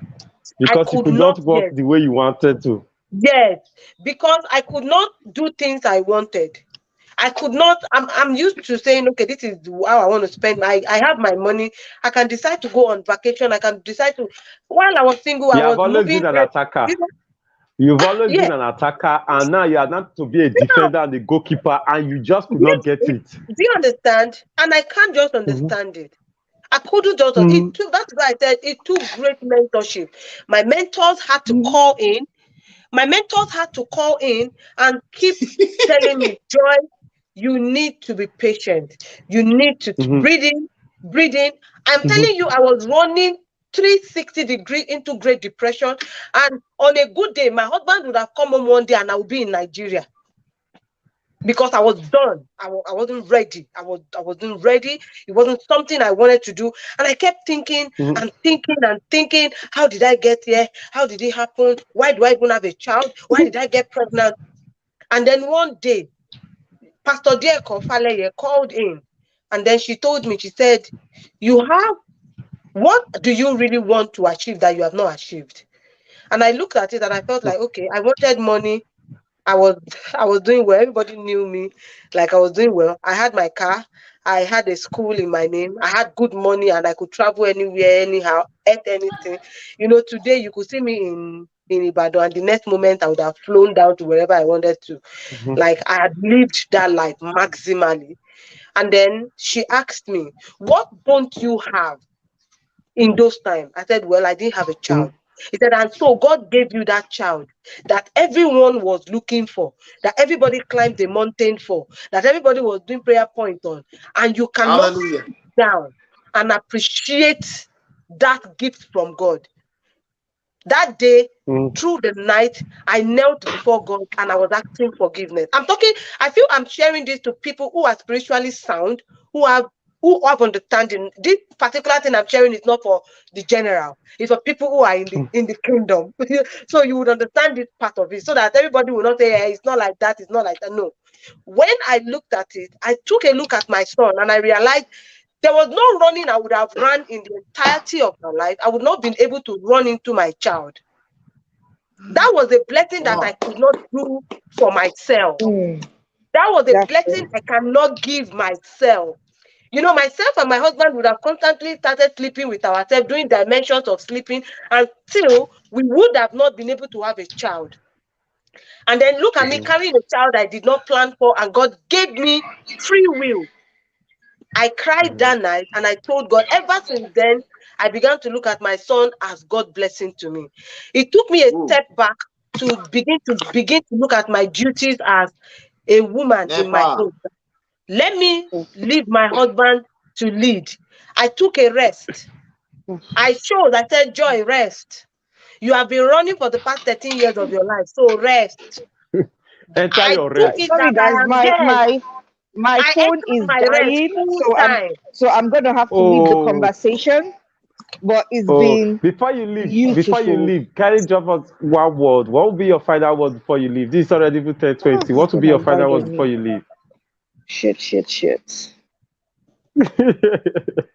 Hello. Okay, thank you. Yes. Okay, so sorry. Yes, I would not want to take people further beyond this time, because in Nigeria this is already 20 minutes past 10, and I want us to see how we can end here. We cannot finish this gist here. Yeah. We cannot finish this gist here. That's just the truth. So I would like to ask Dr. Triple A. No, let me start with Ada, then Dr. Triple A. We call it a night. Dr. Triple A, what will be your final words to us? All right. It's been an interesting discussion. Ladies and gentlemen, Your Excellencies. Sorry, my camera is off. That's Nigeria for you. Our light and our power bank is drained. I can't put on my gen now. Yeah, it is well. All right. So I want to say quickly that honestly it's been interesting, and I'm sure that we can all pick from everything that was said. What I have learned is that every relationship is unique. I cannot take what is happening in somebody's marriage and take it and copy it exactly. No. Yeah. But there are basic principles, and if you are sensitive enough and you're observant and you listened, you would have picked out a lot of principles from what we have discussed tonight that you can use to enjoy your relationship. What I keep on saying is this: I am not going to be like the Joneses. What I want, it's me and my wife that will decide what will happen in our marriage. It's me and my wife. We are the ones. Yeah. If my wife is richer than me, it's our personal thing. It does not concern anybody. I mean, family work. And I loved what Ada was talking about the other time. That look, let's get this right. You know, a woman who's also mature will not go strutting out everywhere and be telling everybody, I'm richer than my husband, though. I'm earning 10 what he's saying. I mean, what's that now? What's that? I mean, what's that? For God's sake. So obviously, what we're saying is this: what happens in Rome stays in Rome. True. What happens in your family stays in your family. And we have said it before, have the mindset, if you cannot handle a guy who is not as rich as you are, please, auntie, don't marry him. Don't Brother, please don't bother, auntie. And brother, if you cannot marry a sister that is richer than you, please, sir, in the name of God and in the name of all that is good, please just leave her gently. Let a man that is mature enough to handle her. People like good men, you understand? Let them do, and let them, just go for somebody that you are richer than, and then go and stay there. Don't destroy somebody's daughter's life, somebody's sister's life, please. We appreciate it. So Thank you basically, so that's much. just that. Thank you so much. Yeah, right. Thank you so much. Thank you for coming up. Tichada, what will be your final words? I mean, I think God will help us. God will help us. My final word is we should be people of value. At the end of the day, it boils down to values and ideology. It boils down to pattern. It boils down to God. The part that God is doing in this marriage thing is more than the part that, let me say, the part that the Holy Spirit is doing is more. Is more. And so when that center does not hold, a lot will fall apart. So I know a lot of people with different beliefs will be listening to this, will see this. So this is not me imposing my Christian values on you, but I'm saying let there be a center. Let your family hold a belief. Make sure your family is holding a belief system. Because whatever you do will be revolved around the family. Please appreciate yourself. Is important. You see, some people, we have the love languages and we will say some part of this person. You see, love, you see, affirmation, words of affirmation is not specific to some certain people. Make sure that the word of affirmation is a core love language in your family system. Oh, thank you for doing that. Oh, thank you for covering for that. I appreciate the fact that you are doing that. Thank you. Sometimes I message my husband. I communicate more than my husband do. So sometimes I'm quick. I'll just send a message to him. I'll be like, I see all you are doing. Thank you for working so hard for us. Thank you. Thank you for, if he tells me, oh, I paid the rent today, I'll be like, oh, thanks, babe, for paying the rent. Sometimes I could feel if you don't pay the rent, who should? If you know, who should have paid it? Is it me? I could have felt like that. But then I see that you are sacrificing to give me a house. So it's my place to give you a home. So both of us must stand in the position of appreciation. No one is doing more than the other. No one. True. No one is doing more than the other. No one. Yeah. Because everyone is finding it difficult in their own cocoon and their own space. I'm finding it difficult as a stay-home mom. My husband is finding it difficult being at his shift for 15 hours sometimes through the week without having breaks and all. Wow. So if I broadcast my own your own good. My own, let's say the things that are not convenient for me. If I broadcast my own inconveniences, always making it feel like I am sacrificing more, always, it beats down the marriage system. No one is sacrificing more. Both of you are giving extra energy. Even the fact that I'm in the house, sleeping and waking up, you should appreciate me, my wife. Thank you for sleeping and waking up. Because if I die now, they will call you a widow. I'll be a widower. If your husband died, they call you a widow. So appreciate them for staying alive. Don't appreciate them. Every single thing needs to be appreciated. So we should take cognizance of that. We should take cognizance. I'm hopeful that the generations of family that will be raised in time to come will understand this value. And when the family is good, Yoruba people have another day. big Benny Leary, big Benny Leary. That is if a particular system is not working within the smallest unit, the society will suffer it so much. So I feel that when the family system works well, our society at large will enjoy the good of God. Yeah. Thank you so much. Yes, please, husbands, appreciate your wives for eating your food, though. That's good, though. For chopping your money, for spending your money. In fact, my wife, appreciate you. Appreciate them for my wife is by my cooking. side. I appreciate you. Thank you for cooking. Thank my you. My wife has been feeding me now. Plenty. Yeah. Thank you. Not you feeling like it's your right to. There are people who married bad women and they don't have choice. They are living with them. They are not cooking for them. There are people who married bad men and they are not taking care of them and they are living together. So when you have and they are still cheating on them, they don't have choice. When you have a good one, appreciate them. Thank you for waking up this morning. Oh, God bless you. Thank you for eating my food. Thank you for spending my money. and this is me on behalf of everyone of the Alright Passion and all those who have participated, people who followed this night, right?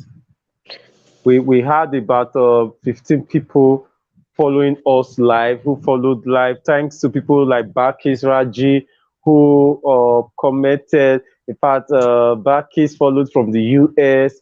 Yakubu followed from. Is he in Bauchi? I cannot remember. Captain Yakubu, thank you for following.